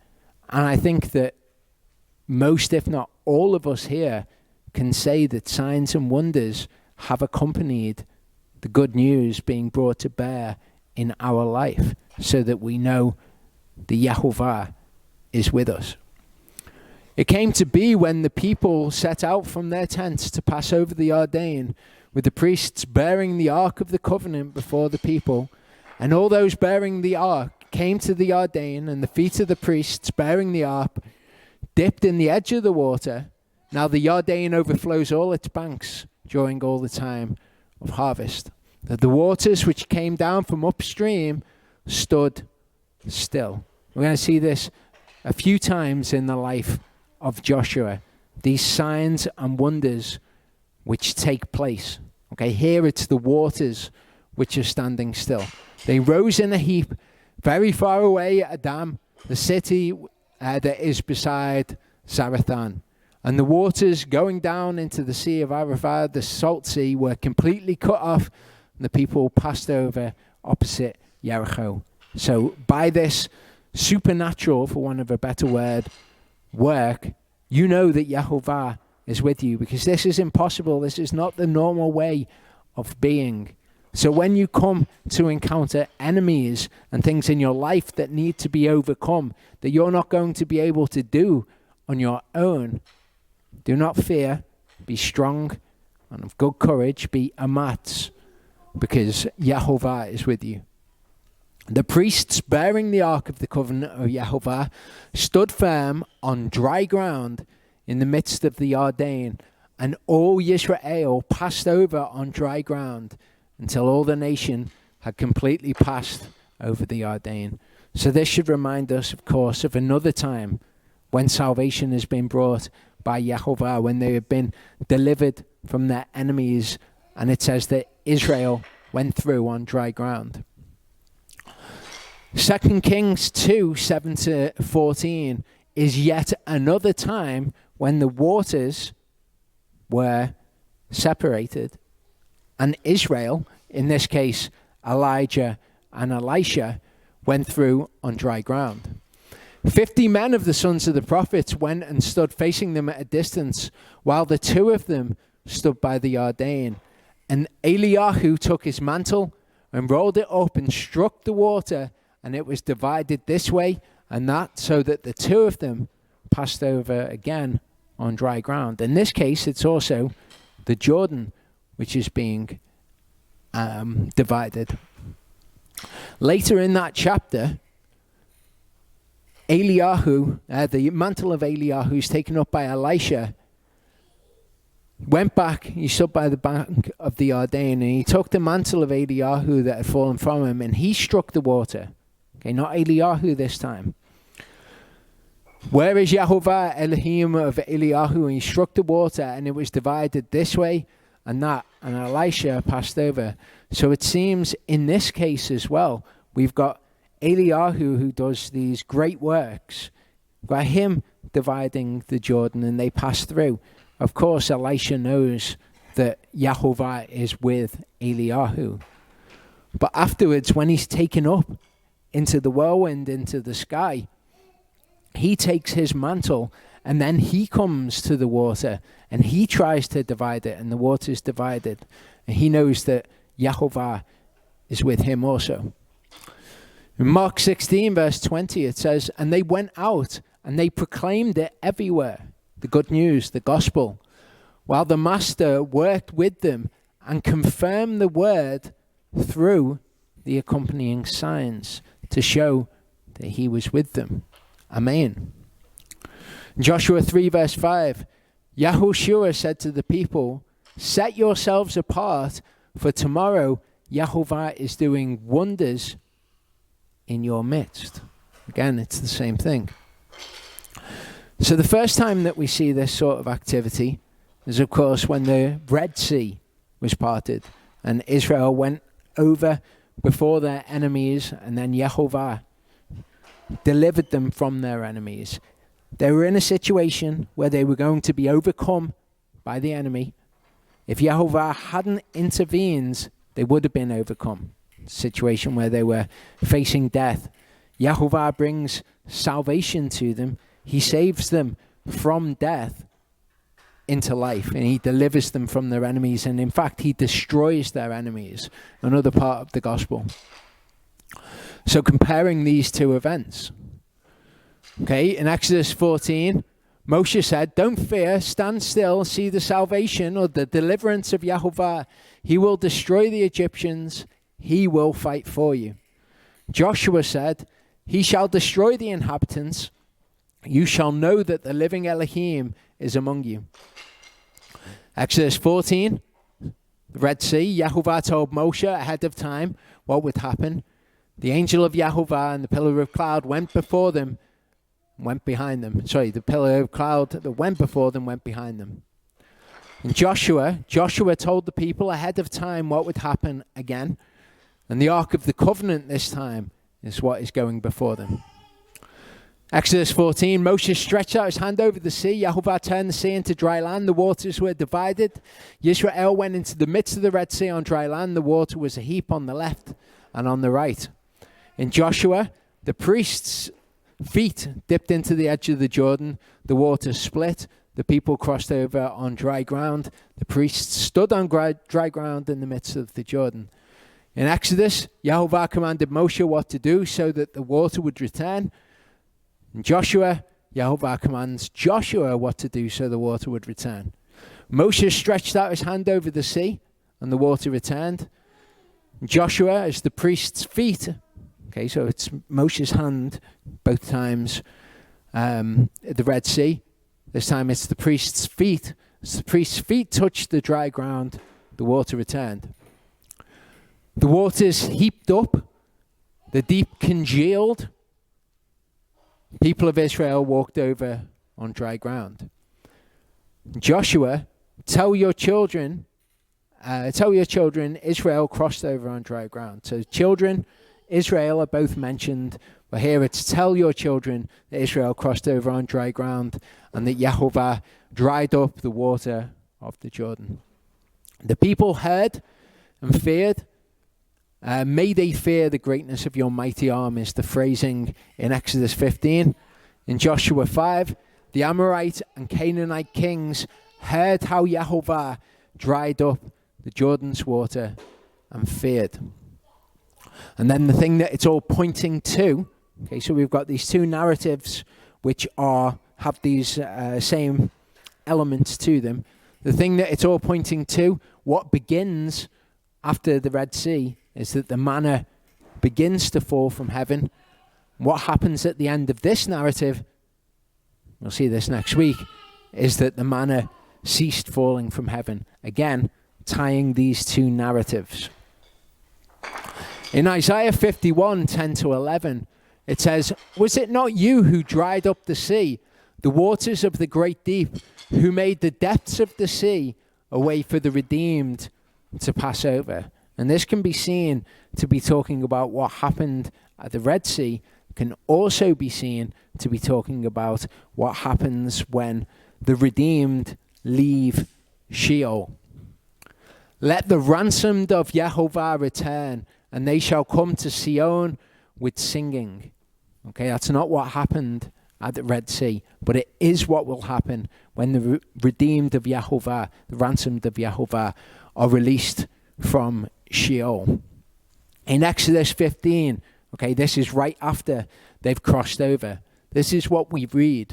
It says, peoples heard, they trembled, anguish gripped the inhabitants of Philistia. Really? Well, that didn't actually happen when they were crossing the Red Sea. Then the chiefs of Edom were troubled, the mighty men of Moab, trembling grips them, all the inhabitants of Canaan melted. Again, this is not something that happened when they crossed the Red Sea. It's something which will happen in the future, though, when the depths, the sea in Sheol, is made so that we can pass over it. Fear and dread fell on them. By the greatness of your arm, they are as silent as stone until your people pass over. O Yahuwah, until the people whom you have brought pass over. You have bought, rather, Passover, who've been redeemed, ransomed. You bring them in and plant them in the mountain of your inheritance. That's Mount Zion. Again, that's not what happened to the people who crossed over the Red Sea, but it is prophetic of what will happen to us. And again, this is an element of salvation, an element of the good news, an element of deliverance. The enemy being vanquished. Recommend people check this out. This goes through the entire prophecy as it is in Exodus 15. Exodus 15 is a remarkable piece of scripture. It seems in parts like it's talking about what has just happened in this kind of celebration of the people, as what's just happened when the Egyptians were killed. However, there's much of it which speaks prophetically of what happens when Yeshua leads us into Mount Zion. In Genesis 12, verse 7, okay, what we're seeing here is a fulfillment of something that happened right at the beginning of the book of Genesis. Yahuwah appeared to Abraham and said, "To your seed I give this land." This also is part of the good news. Okay, to your seed I give this land. He built an altar to Yahuwah who had appeared to him. So this promise that the land of Canaan is going to be given to Abraham's seed happened a long time ago. Genesis 26, 4-5, we hear why this promise was given to Abraham. "I shall increase your seed like the stars of the heavens, and I shall give all these lands to your seed. And in your seed all the nations of the earth shall be blessed." This is the part of the good news, which is the Gentiles coming to Yahuwah. Because Abraham obeyed my voice and cherished my charge, my commands, my laws, and my Torah. This is why the promise was given to Abraham, and this is why the promise will, Yah willing, be given to us if we make this true of ourselves. In John 8, 31-39, Yeshua said to those Jews who believed him, "If you stay in my word, you are truly my disciples, and you shall know the truth, and the truth shall make you free." They answered him, "We're the seed of Abraham, and we've been servants to no one at any time. How do you say you shall become free?" Yeshua answered them, "Truly, truly, I say to you, everyone who is doing sin is a servant of sin. And the servant does not stay in the house forever, but a son stays forever. If then the Son makes you free, you shall be free indeed. I know that you are the seed of Abraham, but you seek to kill me because my word has no place in you. I speak what I've seen with my father. You do what you've heard from your father." They answered and said to him, "Abraham is our father." Yeshua said to them, "If you were Abraham's children, you would do the works of Abraham." So this promise of the land is given to Abraham's children. They said, "We are Abraham's children." And he said, "No, you were born of Abraham, but your father is somebody else, the one that you do the works of. You are of your father, the devil." Galatians 3, 6-9, we see how to be Abraham's children. "Even so, Abraham did believe Elohim, and it was reckoned unto him as righteousness. Know then that those who are of belief are sons of Abraham. And the scripture, having foreseen that Elohim would declare right the Gentiles by belief, announced the gospel to Abraham beforehand, saying, all the nations shall be blessed in you." So that those who are of belief are blessed with Abraham, the believer. Okay, if you are of Messiah, then you are the seed of Abraham, and heirs according to the promise. So that promise that was given to Abraham, we become co-heirs, which, as Paul said, is a part of the gospel that was revealed to Abraham, the gospel that was given to these people also. 1 Corinthians 10, 1-6 tells us, it warns us about this though. The gospel was given to them, it's also been given to us.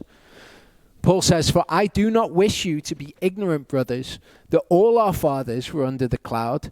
All of them passed through the sea. All of them were immersed into Moshe in the cloud and in the sea." They all underwent baptism. All ate the same spiritual food. All drank the same spiritual drink. For they drank of that spiritual rock that followed, and the rock was Messiah. So they had everything that we had.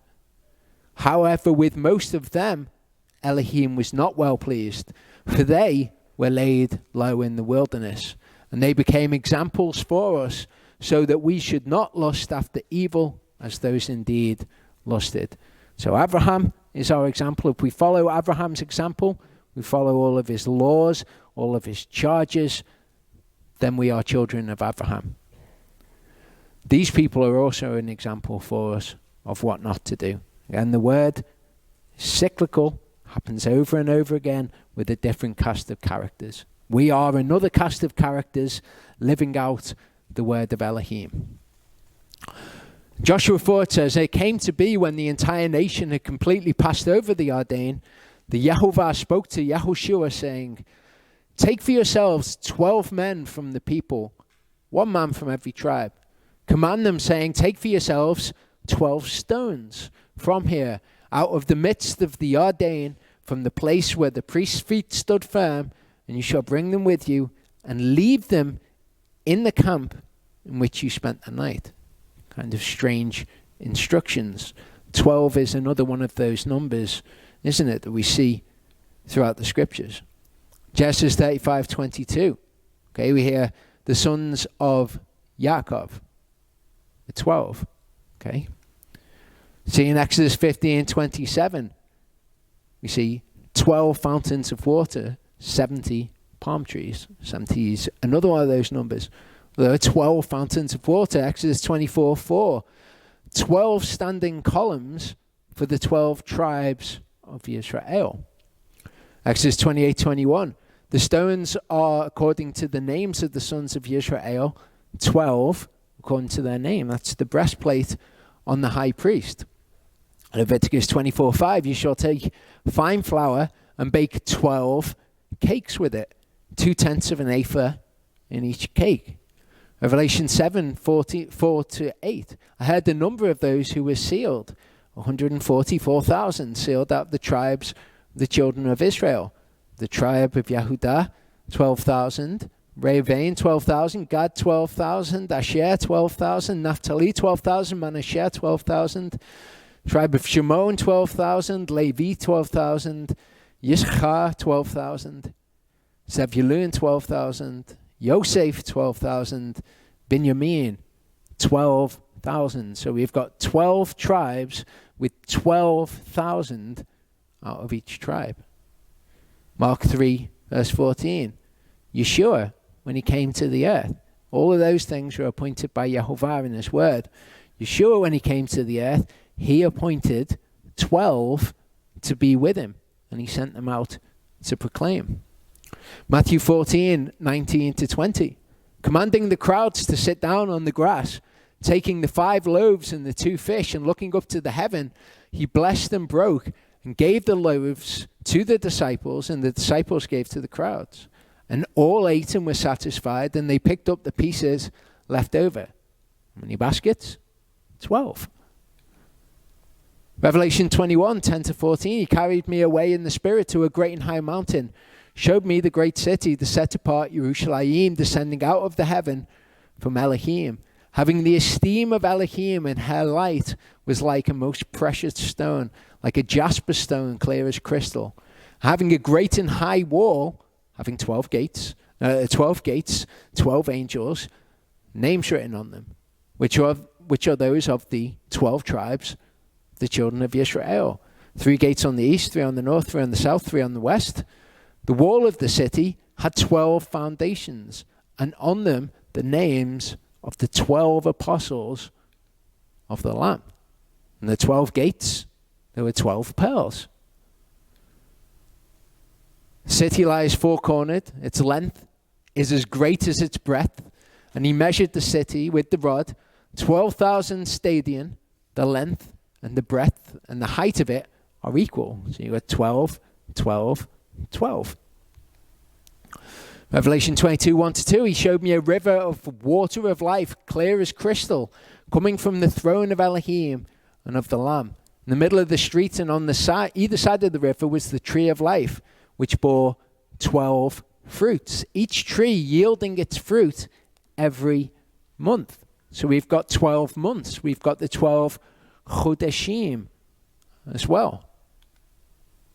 So Yahuwah has got something about the number 12. We've looked at the number 3 throughout this, and we can identify what it is with the number 3. It seems to me when Yahuwah is appointing things, when he says, I want this number of them, that we have the number 12. You'll hear all sorts of ideas from people about what certain numbers mean in Scripture, and that can lead you down a path that's not very good. You can look at the number 12 and you can look and see what's similar about them and say, well, that's similar about them. The number 7 is another one. You'll get people telling you all about what the number 7 means. The number 7 is ubiquitous in Scripture. It's probably the most commonly used number. You'll get the number 8 and people saying that the number 8 is all about renewal. What I would say about all of these things is I would advise caution with them all. Like with the number 3, it's not always going to be about the Messiah. Be cautious when you come to these things, because the place where it ultimately leads is a place that I very much have to warn you against. You may well have heard of gematria, okay, and that's where people look for numbers in scriptures, and they look for the numeric value of the letters, and then they look for words which are all made of the numeric value of the letters. And then they take that information and they layer on top of it the teachings of men, and particularly the teachings of Jewish mysticism, the teachings of Kabbalah or Kabbalah. Okay, and I would very much advise you to be cautious of these things. When you see things with numbers, this gematria, this Kabbalah, it's something that I've been asked about multiple times. Well, what about that? Can't be true, because gematria says this, and that's kind of the opposite of it.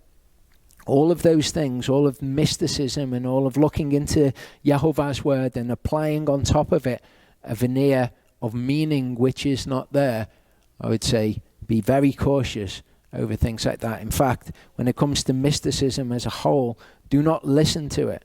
It's the sort of thing that kind of tickles the ear that people like to hear about. It's kind of like all the mysterious stuff where people like to peer into the word, and they like to draw out what they say is mysteries from it and secret teachings, the teachings of men. The Jewish rabbis love Kabbalah and they love gematria. So it's good for us to note and say, number 12 seems to be a number that Yahuwah seems to like. Seems to be when he appoints things in number. The number 7 is a number which comes up a lot. The number 3 is a number that comes up a lot. But be very cautious of anything that goes anywhere beyond that. I actually think that probably everyone here is aware of this as dangerous.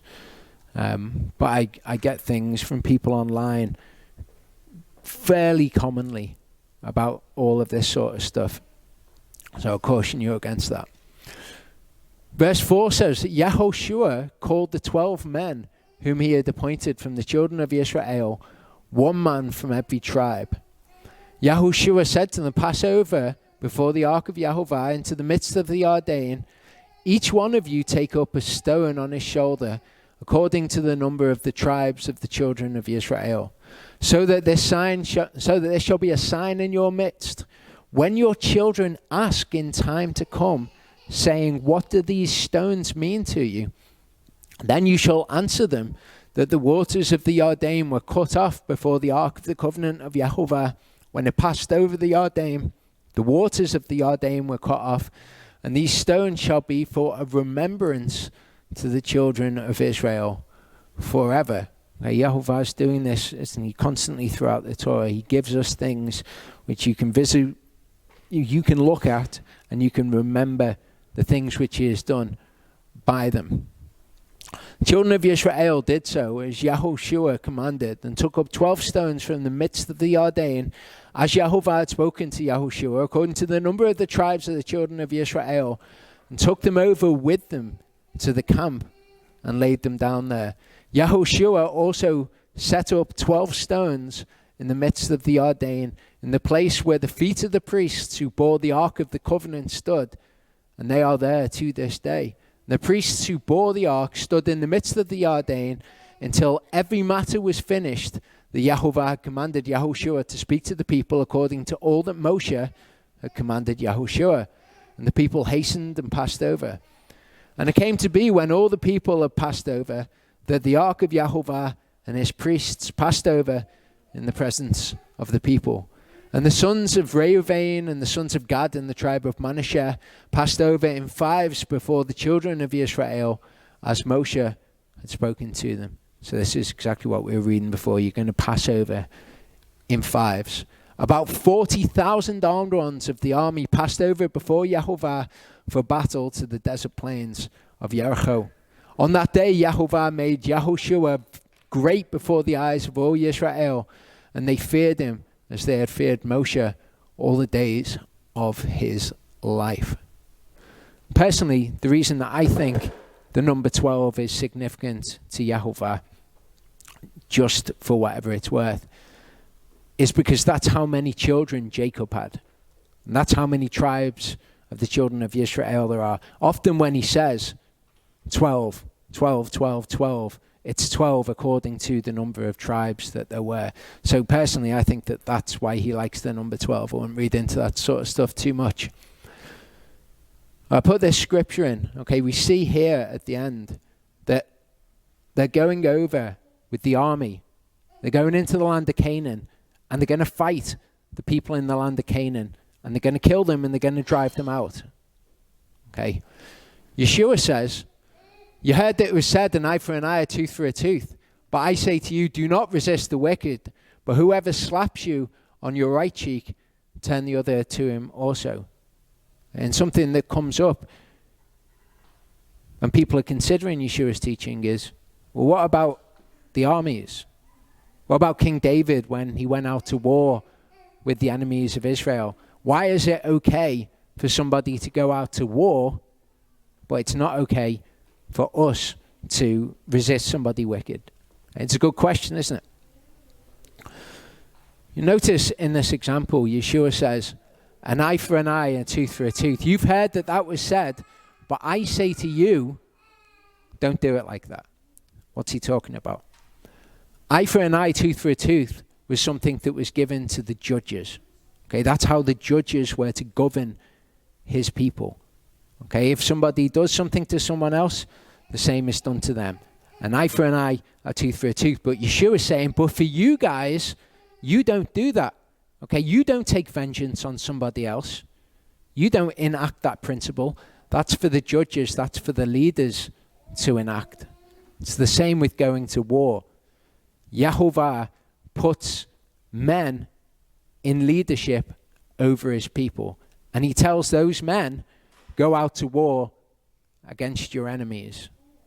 So the leaders enact one principle, but for us personally, it's not a principle that we enact, just like with the judges. Joshua, David, Solomon, whoever it is that's involved in these conflicts, they're all told to do it by Yahuwah. And that principle is okay for them to apply, but not for us in the same way, as Yeshua explains here. And Yahuwah spoke to Yahushua, saying, command the priests who bear the ark of the witness, and let them come up from the Ardain. And Yahushua commanded the priests, saying, come up from the Ardain. And it came to be when the priests who bore the ark of the covenant of Yahuwah had come from the midst of the Ardain, and the soles of the priests' feet touched the dry land, the waters of the Ardain returned to their place and flowed over all its banks as before. And it's interesting to consider what's happening here. Just as Moshe was going into the tent of meeting and he was meeting with Yahuwah and Yahuwah was telling him all of this stuff, the tabernacle's also following these people around.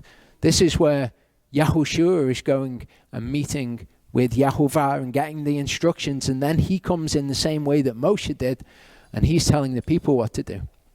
And the people came up from the Ardain on the 10th day of the first Chodesh, and they camped in Gilgal on the east border of Jericho. So this is before the manna stops. The manna stopped after Passover, which is the 14th day of the first Chodesh. Okay, so when they're told to prepare the food for 3 days and all of that, it's before the manna stops. This is the 10th day of the first Chodesh, which is when they were told in the Exodus that they would be taking the lamb into their houses. Those 12 stones which they took out of the Ardain, Yahushua set up in Gilgal. And he said to the children of Israel, saying, when your children ask their fathers in time to come, saying, what are these stones? Then you shall let your children know, saying, Yisrael passed over the Yarden on dry land. For Yahuwah your Elohim dried up the waters of the Yarden before you until you passed over, as Yahuwah your Elohim did to the sea of reeds, which he dried up before us until we have passed over. I'm going to suggest something here. When Yahuwah does things in your life, if you've got kids, that it might be a good thing to do, maybe, to memorialize that in some way and give your kids something by which they can remember that event that Yahuwah did. I'm not saying that's what the scriptures are teaching you to do. I'm just saying the scriptures, Yahuwah gives us these things by which we can remember. It seems to me a good way that you can teach children things that Yahuwah has done and ways in which they can remember it going forward throughout their lives. Yahuwah speaks a lot to us, doesn't he, about us teaching our kids and about them remembering what has been done. So that all the peoples of the earth shall know that the hand of Yahuwah, that it is strong, so that you fear Yahuwah your Elohim forever. Okay, and this kind of ties into the idea that we see in Scripture about how Yahuwah opens to us the doors of utterance, as the King James Version says, about how Yahuwah's works go forth among the Gentiles, how we can preach the good news to people through our works and through people around us, seeing Yahuwah at work in our lives. So, I'll be continuing with the gospel and what Joshua teaches us about the gospel and what the gospel actually is, why we need to believe in the death and resurrection of Yeshua, how that ties into the gospel, all of those sort of things. But these will be the Joshua Torah portions going forward from this point. Okay, Torah portion today, Vayomer, came to be, going up to the end of Joshua 4. Charlie's Torah portion next week is called Ba'at, meaning at that time. Joshua 5 to the end of Joshua 8.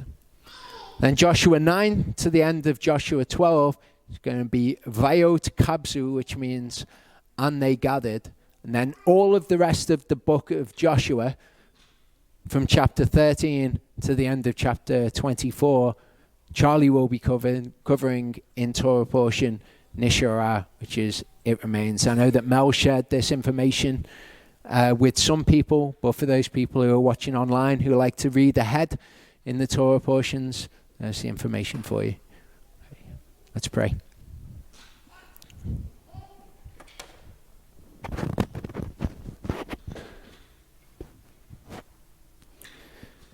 Father, I thank you that you've given us deliverance from our enemies, and that you will be with us when times are tough, and that when we're worried about things, that you counsel us to remember the amazing things that you've done. I thank you that just by walking in your amazing ways, that people around us see who you are, and that you would use that to bring salvation to them as well. I thank you that we have such amazing good news that you have, that you've defeated death. I thank you that you became flesh and died on a cross for us, and that you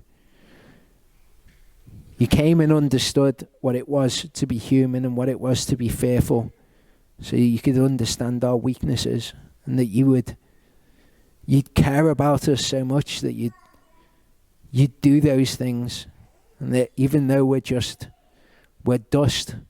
and that we just pass away, that you would value us enough to do that for us. I thank you for your Son and for your word. I thank you that we get to be your people, and we get to do all of the amazing things, the feasts and the Sabbaths, and all the amazing gifts that you've given us, and that it's through doing those incredible things that you bring salvation to our souls. Thank you, Father.